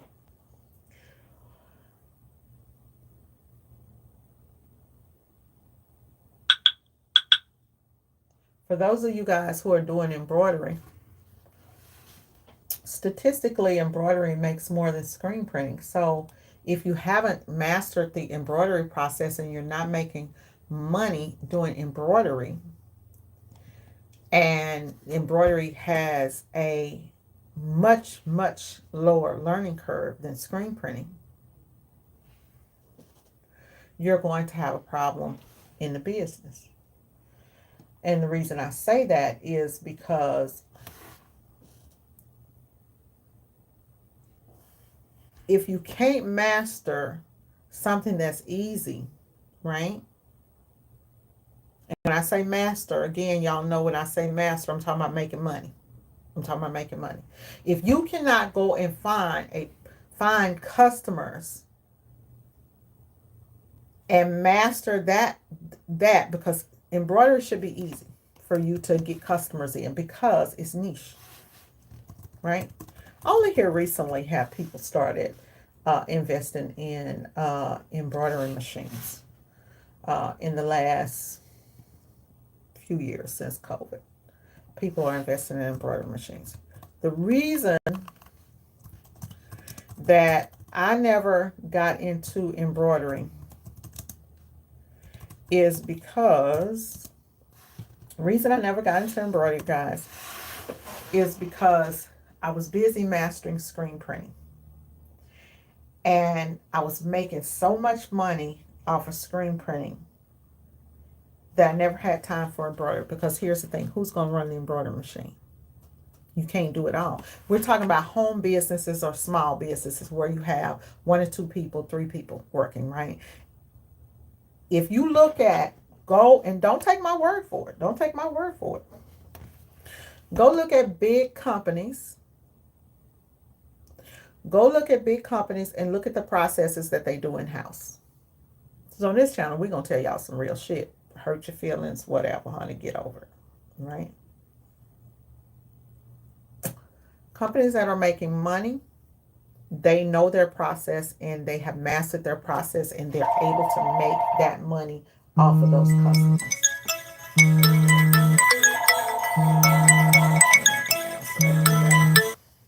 They're able to make their money. I'm sending it to voicemail, y'all. They're able to make their money, and they're able to make enough money to sustain the business. So like, let's say like 60% of your revenue is coming in from this one process. It's okay to have multiple processes, right? But again, my philosophy has always been that you can't master everything, right? You can be a jack of all trades. I'm a jack of all trades, a master of many. But it's taken a while, right? So your main process, companies that do things, it's like, so the machine that we're getting ready to go into another process, right? Which Ken is going to be over. In order for you to have multiple processes and be able to make money off of them, you have to have multiple people who are focusing. Your job is to man this sublimation station. And for us to get these sublimation orders coming in, I'm so busy, and this is just real in my business. I'm so busy focusing on getting big customers and screen printing customers, because at some point in your career, you have to say what makes the money. And if this makes the money, and this over here is just a little side hustle, then it's going to get left behind. Unless you have somebody who that's their job to do this, right? A lot of times I don't like to come in here and do sublimation stuff because I say, honey, I get caught up on this sublimation, caught up on this YouTube, then I ain't making no money. Even with YouTube, I come in here and I turn on this video camera. I ain't making no money. I've been on here almost 2 hours with you guys. I ain't making no money because I'm on here and I'm doing this. And that's not making money. YouTube don't make money for me, right? YouTube is specifically a give back. Even when it comes to Lady Print Boss. Lady Print Boss got to sit her ass back to the side when it comes to the screen print business, because the screen print business is what pay the bills. That's what pay the bills. That's what raise the kids. That's what feeds the dogs. That's what makes the money, right? Now, I also have my dog business. And when the dog business is going, then damn them t-shirts, okay? So we have 2 main businesses, which is the t-shirts and the breeding, that they going like this here, back side to side, boom, boom, boom, right? Everything else falls by the wayside. So just think about that type of stuff when you are thinking about what print method works best for you. And a lot of times we try to get the easiest print method, right? You say, oh, I'm going to do this and that didn't work for me. So now I'm going to go over here and I'm going to jump into this. Well, if you can't master one thing, you'll never master another. So I always tell people is, hey, you build to where now you know it. You know it like the back of your hand. And then you know it, you know how to make money from it, you know how to get customers from that process. And then you could bring in another process. And anytime you bring in a process, I'm getting ready to bring in something else. And so my goal is the weekend, because I'll have the machine today. The goal is next week, I'll be pushing it, right?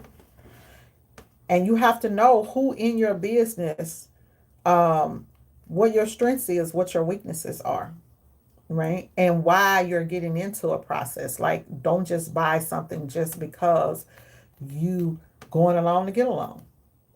Oh, I seen so and so over here on their channel. They got this new machine. Guess what?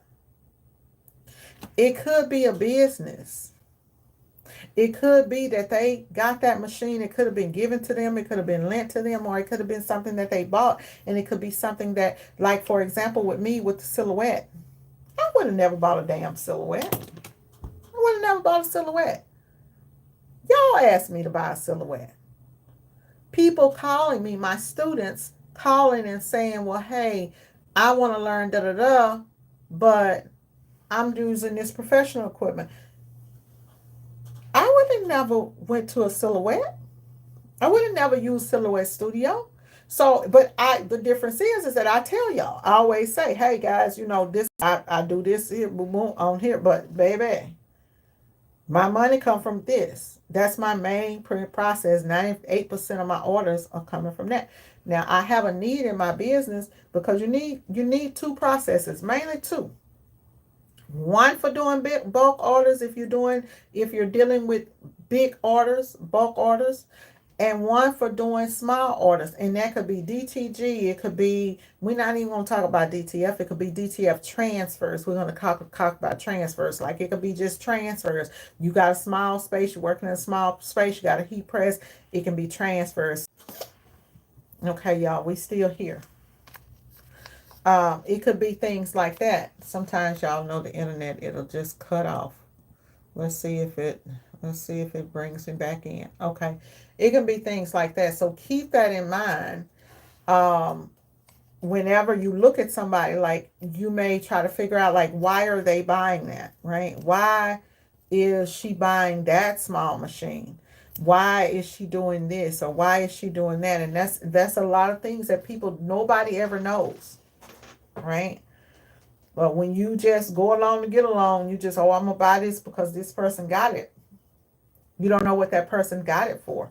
Or is that something that's just something that they like? Like, for me, I got the embroidery machine because I just wanted to learn embroidery for myself, right?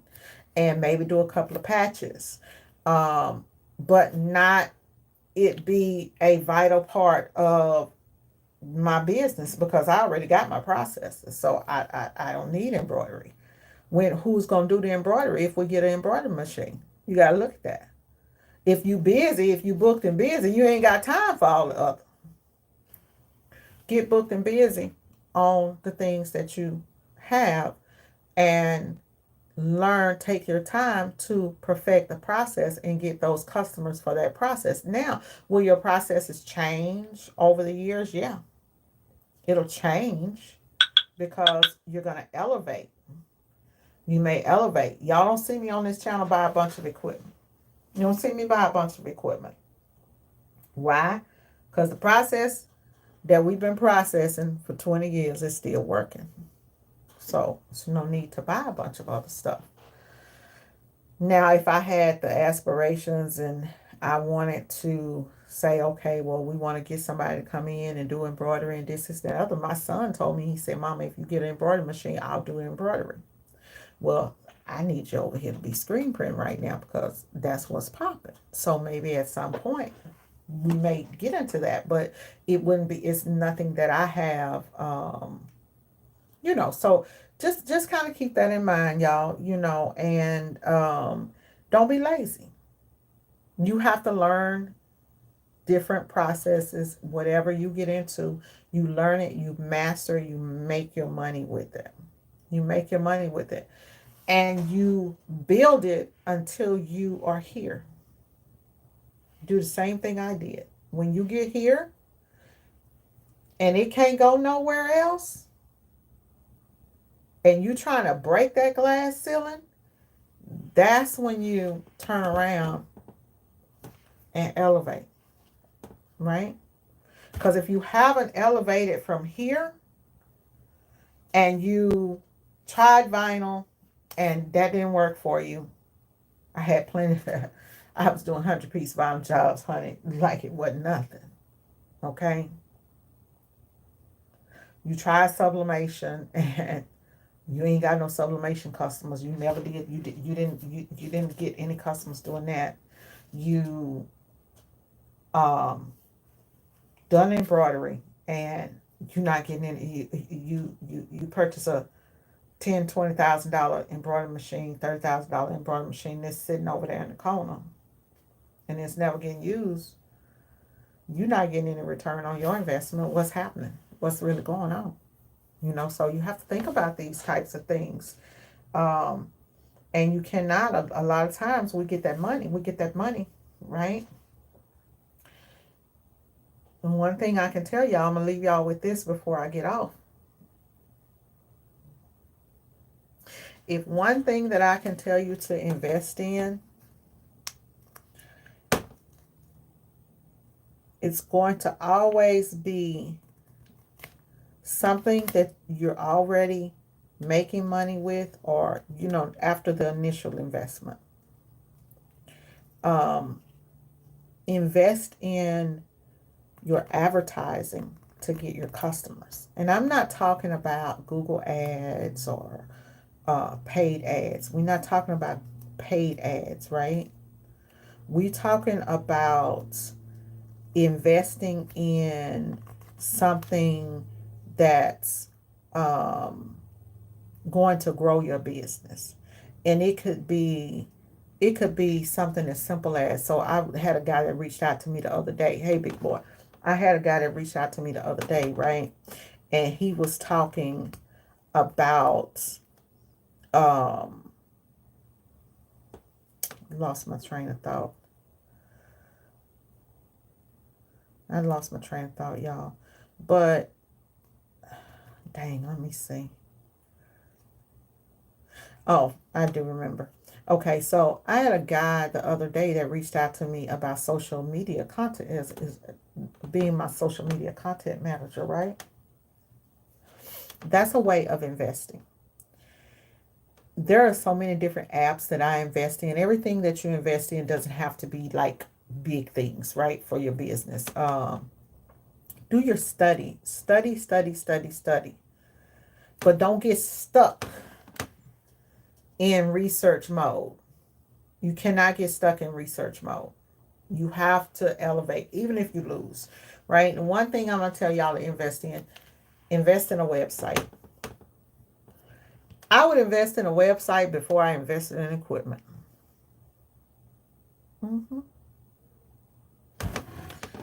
Because if you don't have the equipment and you got the website and your website is popping and you got customers coming in, you're investing in getting customers, then you can always outsource until you, and I'm not a fan of outsourcing. But you can outsource. You can find some outsourcing and you can be what's called a broker until you're able to get to that other level, right? But that's where we at. Now, you know, and use the processes for what they was meant to be used for. Screen printing is meant to be used for bulk orders.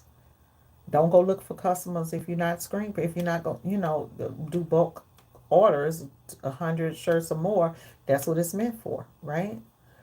Would I use it to do DTF? I would use for like my small caps and things like that, because DTF transfers are expensive to me. And as a screen printer, I just can't justify it. So if I had my machine and I can do a bunch of little logo prints here or do the cap prints, because and that's the other reason why with embroidery, why embroidery is not really an option for me. Because at the time that I always thought about embroidery, I always thought about embroidery as a means of decorating caps or doing corporate logos, right? So now people are using embroidery to do the big patches, right? Designs, which you see that now. But in a corporate world, they are traditionally used to do just little small logos or caps. Left chest logos or caps. That's what embroidery was meant to do. And of course, like the biker patches and things like that. So now people are using embroidery to do actual artwork, right? So you have that niche market in a sense, but with things now like laser printers and DTF prints, things like that, I don't see a need for it because there's so many ways to decorate a cap. So many ways to decorate a cap now, right? That you don't really need the embroidery machine to just decorate a cap. And you can actually, I was sitting up and I was thinking, okay, what am I going to do with this machine, right? How am I going to use it to not just do printing, to not just do t-shirts, but what can I use it for? Like I can use it for caps. I can do a whole lot of name tags, not name tags, but product label tags on the inside, the tags for the inside of the shirt. I can use it for that. I can use it for left chests. I'm gonna of course do caps. Let's say if I had a logo here, I would use it for here, right? That's how I would make DTF transfers work for me, right? For me to make my money, and not just, I'm a screen printer, so I'm a t-shirt printer, right? So I'm like, why the fuck would I be using a DTF? I print directly on shirts, so why the fuck would I be using a DTF transfer to print shirts? I want to print directly on the shirt, which is going to speed up my production, right? If I'm going to do DTF transfers and I'm selling the transfers, I'm a transfer printer and I'm selling it to the public, which is good damn money, okay? It's just not the business that I'm in. So just just sometimes you just got to make it make sense, like, right? For you, and it is money, in DTF in the transfers. But you gotta be careful. You gotta, wear your stuff. You use your PPE and all that type of stuff. But that's what I'm gonna do, y'all. Is I'm like I was looking at patch caps. Like you guys know, I was like, okay, I'm looking at patch caps, and so I'm like, okay, well, I don't need me embroidering patch caps. I can do patches on my machine, and then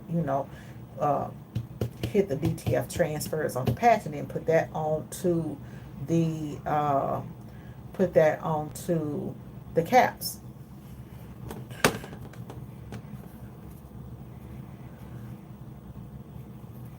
Yeah. So a lot of times, and that's very true, because you can have, okay, so like you can have all the tools that you need, right? You can have a white toner printer. You can have, and if you got a white toner or sublimation, different things, everything has its place. And you have that ability to do that print on demand, right? You got the ability to do print on demand, sis. But I think that sometimes we think of print on demand as we got to be right there. Like we have to serve that customer right there in their face, right? And we don't. It's so many other stuff that we could do. I saw a guy doing print on demand on Etsy, had a whole Etsy store. I've always wanted to do stuff on the website. So having a printer that I can do one-ofs with, because like with screen printing, you can't really do one-ofs. You got to do screens. Like we probably have about 30 screens out there that are just being held up because we can't do nothing with it.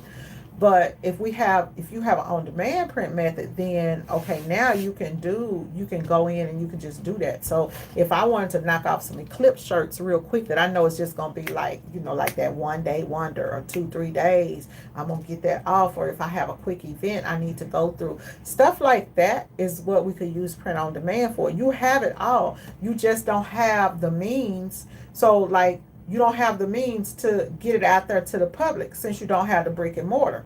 So your thing is, nowadays the e-commerce store, that is your store. When people ask me where you located, t-shirtshopdallas.com, online on the internet. That is our building. Our website is our physical building now. And if we can figure out a way to get those customers to be able to have a place for customers to go and shop, even though they're not physically shopping, they have a way to go to your website and shop. We can figure out a way to get the merchandise to them.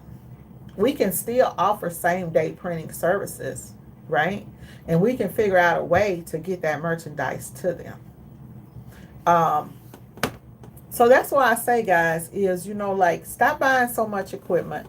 I know it's hard because I'm gonna buy equipment, but knowing why you're buying a piece of equipment, that's the key. Knowing why you're buying that piece of equipment and using that piece of equipment for what it's made to be used for, not for something else that is not. And I'm guilty of it too. We all are, right? We buy stuff and it's like, oh, I'm gonna do this and I'm gonna do, like, how many times we try to do sublimation on, we trying to make a sublimation work for a black shirt, right? And it's not really made for that. So that's why we have all of these different processes.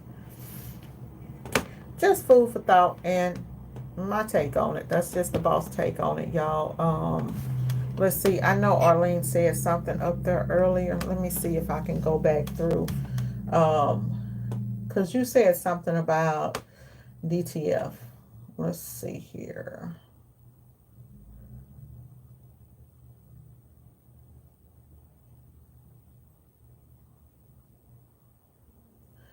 Said something about, yeah, Arlene, he did a big video on it. I went back over there and I looked at the video, and like I said, um if you get a box, and I said I'm gonna do it at some point. Right now, I don't have a need to do it, but I'm gonna get a box and set the powder in the bottom of the box. Get the box with the top, cut the 2 holes in it, just big enough for you to put your arms in there, and do what you got to do. Everything stays pretty much in the box, with the transfers, because it's the powder that can get into your lungs. And he was doing it up like that, so he was getting a lot of it. I'm trying to see where you, Angela, have a PJ shirt with the, yep, 11 years old. I'm trying to see where you said something. I've been buying faith-based screen print transfers for a vendor. It's better for me than sublimation or the DTF. Okay, I thought you were asking a question. Yeah, screen print transfers are good. Like, anytime that, like, when we talk about, like, know you're lazy, and when I say lazy, y'all, I'm not talking about lazy in the sense of traditional lazy as some of y'all might take it.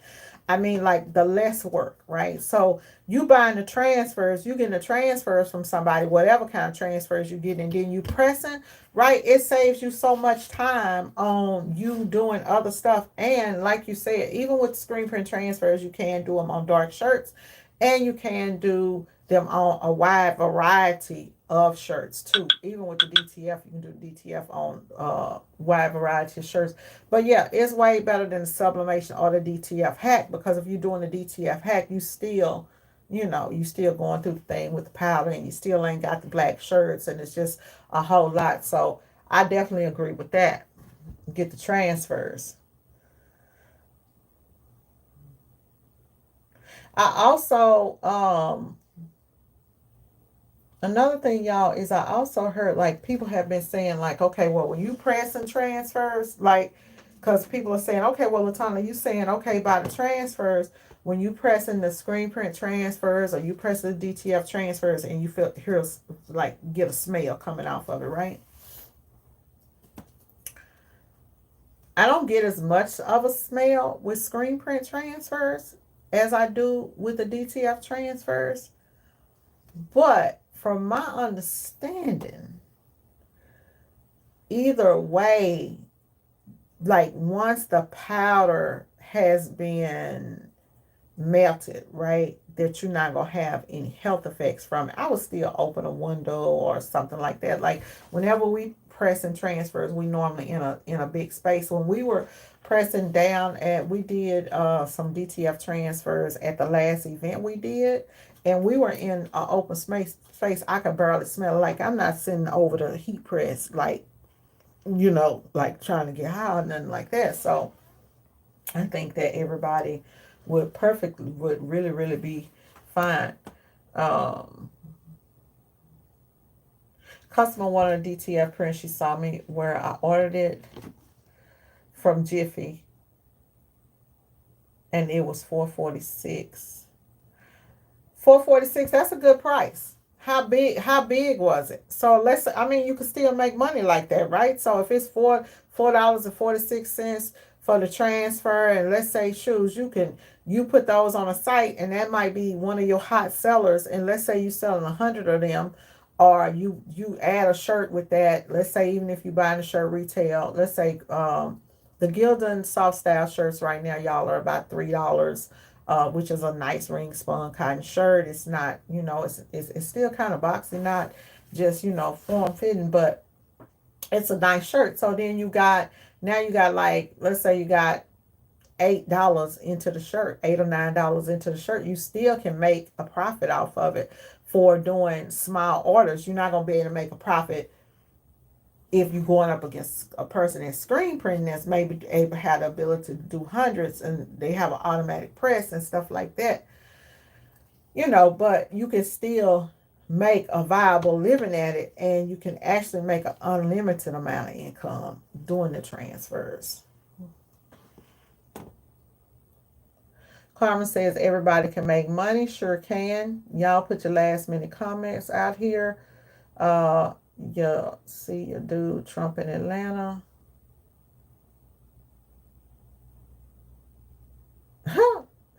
Well, that's up to assumption. So Trump was in Atlanta. Okay.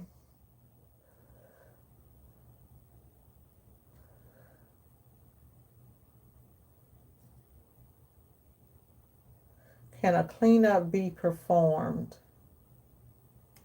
I don't know what that was. When Carmen, what did you mean when you said, can a cleanup be performed?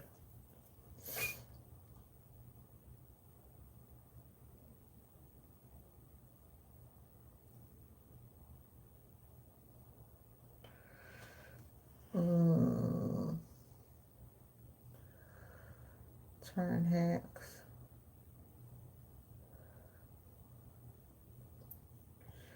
And the DTF hack, it works, y'all. I'm not gonna tell y'all it don't work. It does work. But at the same time that it's working, you still not able to do it on the black shirt, right? You still not able to do it on the black shirt or on the dark color shirts like that. 10 by 10, that wasn't bad. That was a good price, because I know that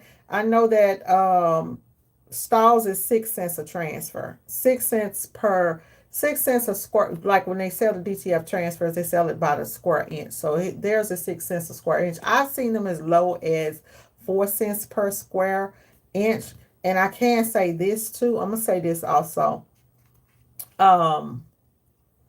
I don't think that all DTF transfers are the same. The DTF transfers over at Howard's, I think they're about maybe 7 cents a transfer, or $6.50 or something like that per square inch. And so it's a little bit more expensive, right? And I just think that all DTF transfers, they're not the same. And the reason that I say that is because Some people have perfected the DTF process to where they can get brighter colors. They can get softer transfers. And some companies are just making like these hard, thick, patchy transfers. I know I got a transfer from Ninja Transfers. Y'all know I don't affiliate with nobody. But I got some from Ninja Transfers and they was actually soft. However, when you get the transfers from people, it's kind of like they always send you these small samples, so you never really know what it's going to feel like when you do a big print. When I did my print from Howard's Transfers, I kind of broke up the design so that I had some space in the design, and because we were printing on a softer shirt, and so then it worked perfectly. Lastly, I'm going to say this, if for those of y'all who are looking for transfers, screen print transfers, I personally know Kelly over there. And she's a person that will work with you and get things done. Like she gets things done for me when I need stuff. So that's who I've been going to get my screen print transfers. Not screen print transfers, but my DTF transfers lately. Because y'all know my DTF printer. It's over there on the floor. I ain't trying it no more. So it's over there on the floor. But that's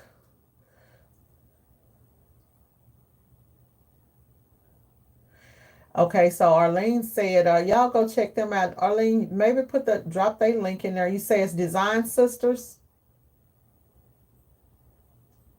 I will go check them out too.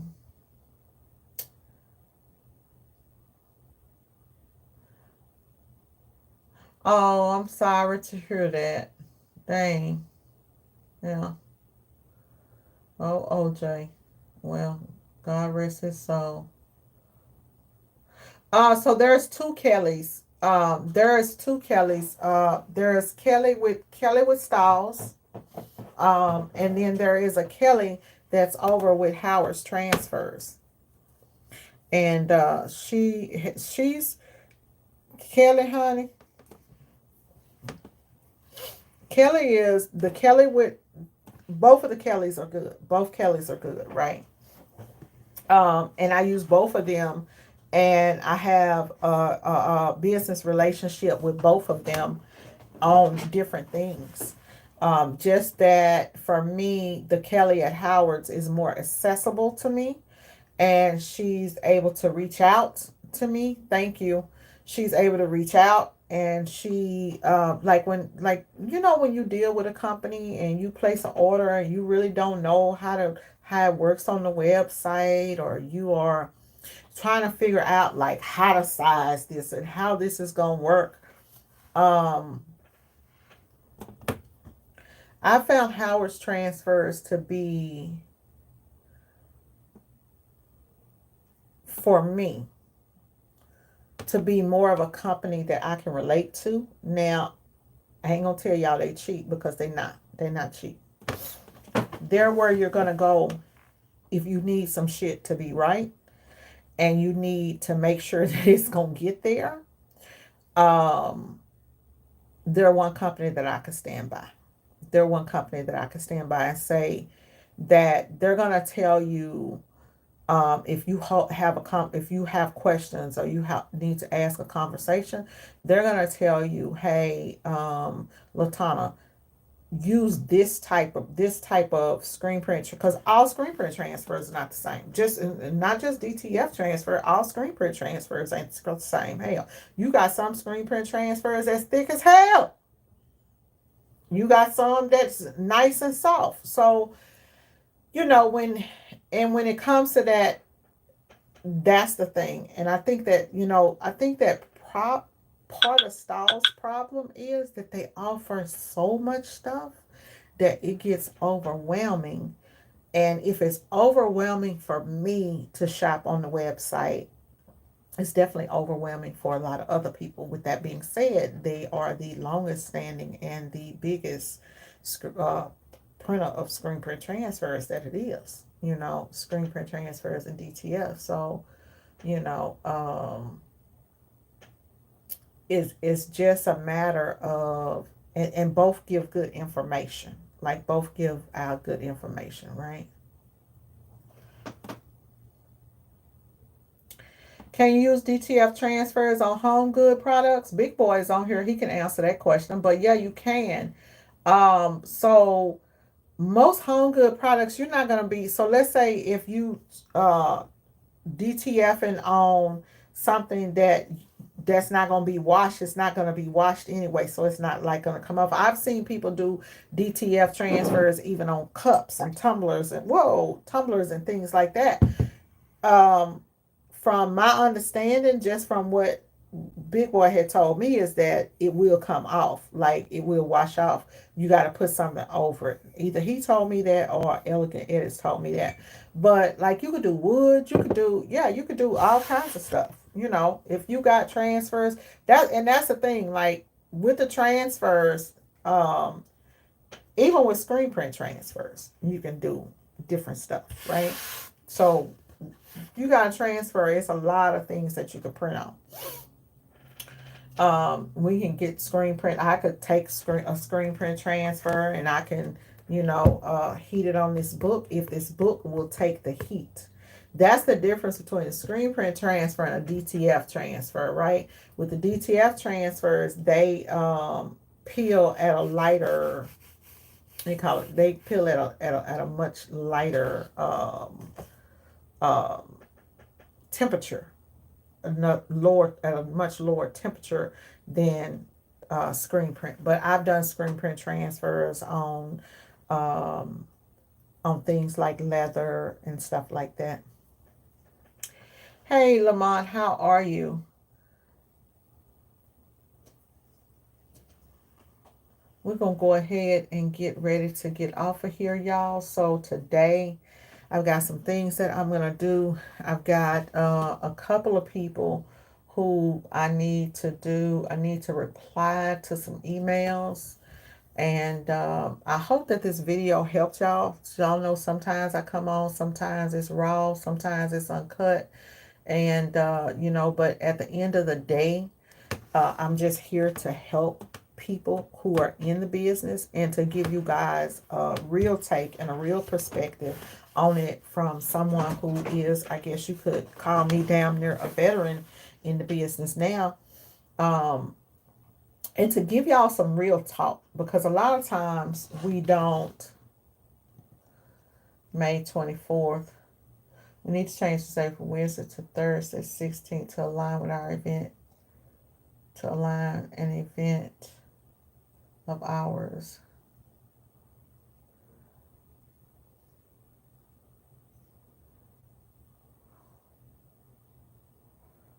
Oh, baby.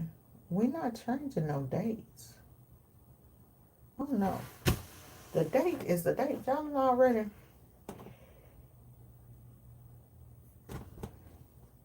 You done already reserved this date, ma'am. How much have you paid down on this deposit? You're about to lose your deposit. Hold on, guys. See, this is why we have contracts.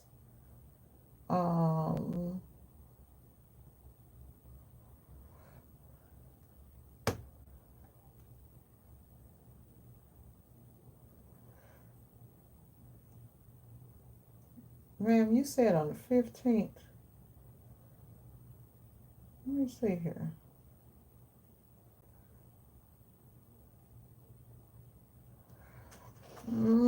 This is why we have contracts. So I have someone who wants to change their event date, and the issue with that would be that we may not be able to accommodate because we are booked for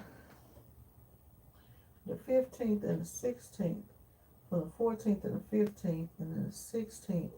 We doing all day, and you want to change this too.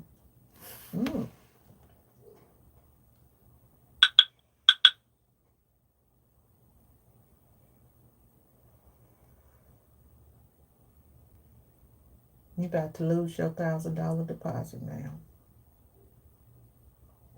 Damn, I sure hate to do this to this lady, y'all, but the contract states what the contract states. It's why you have to have contracts.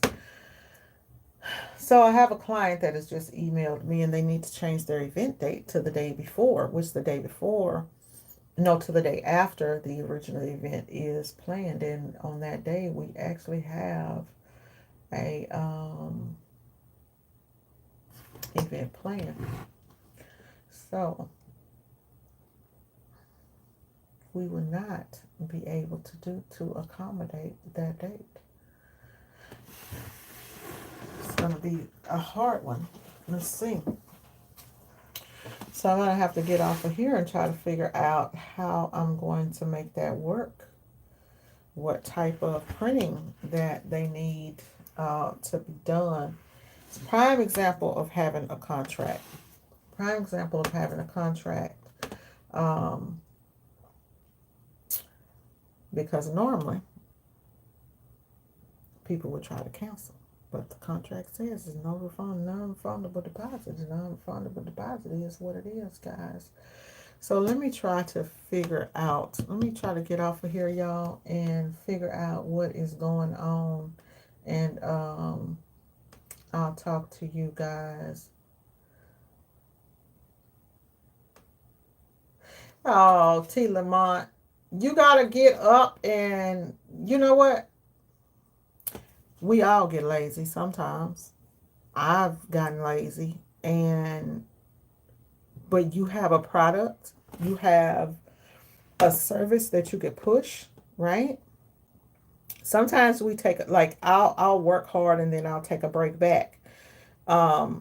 Sometimes it does us good to go back. That's why I tell you, if you don't have like a vision board, or you don't have a um a business plan, you really should have a business plan. You should have a book that you can write things down in with your goals and tasks that you need to accomplish. Because when you veer off, right? Even if you veer off and you fall off, sometimes you can pick up and you can read your thoughts, that you can read your thoughts, you can read your goals, your visions, and it will energize you and help you get back on track. So take that into account, y'all. With that, I bid y'all a good day. I'm gonna get off of here. And hi, Christian, how are you? Hi, baby, how are you? And reaching higher. Thank you. I'll talk to you guys in the next video. Don't forget to like and subscribe. I have not been telling people to subscribe to the channel because I feel like, hey, if you like the content, you like the content. But YouTube says I need to tell people to subscribe to the channel. So y'all subscribe to the channel. All right. Talk to y'all later. Lady Print Boss out. Yep.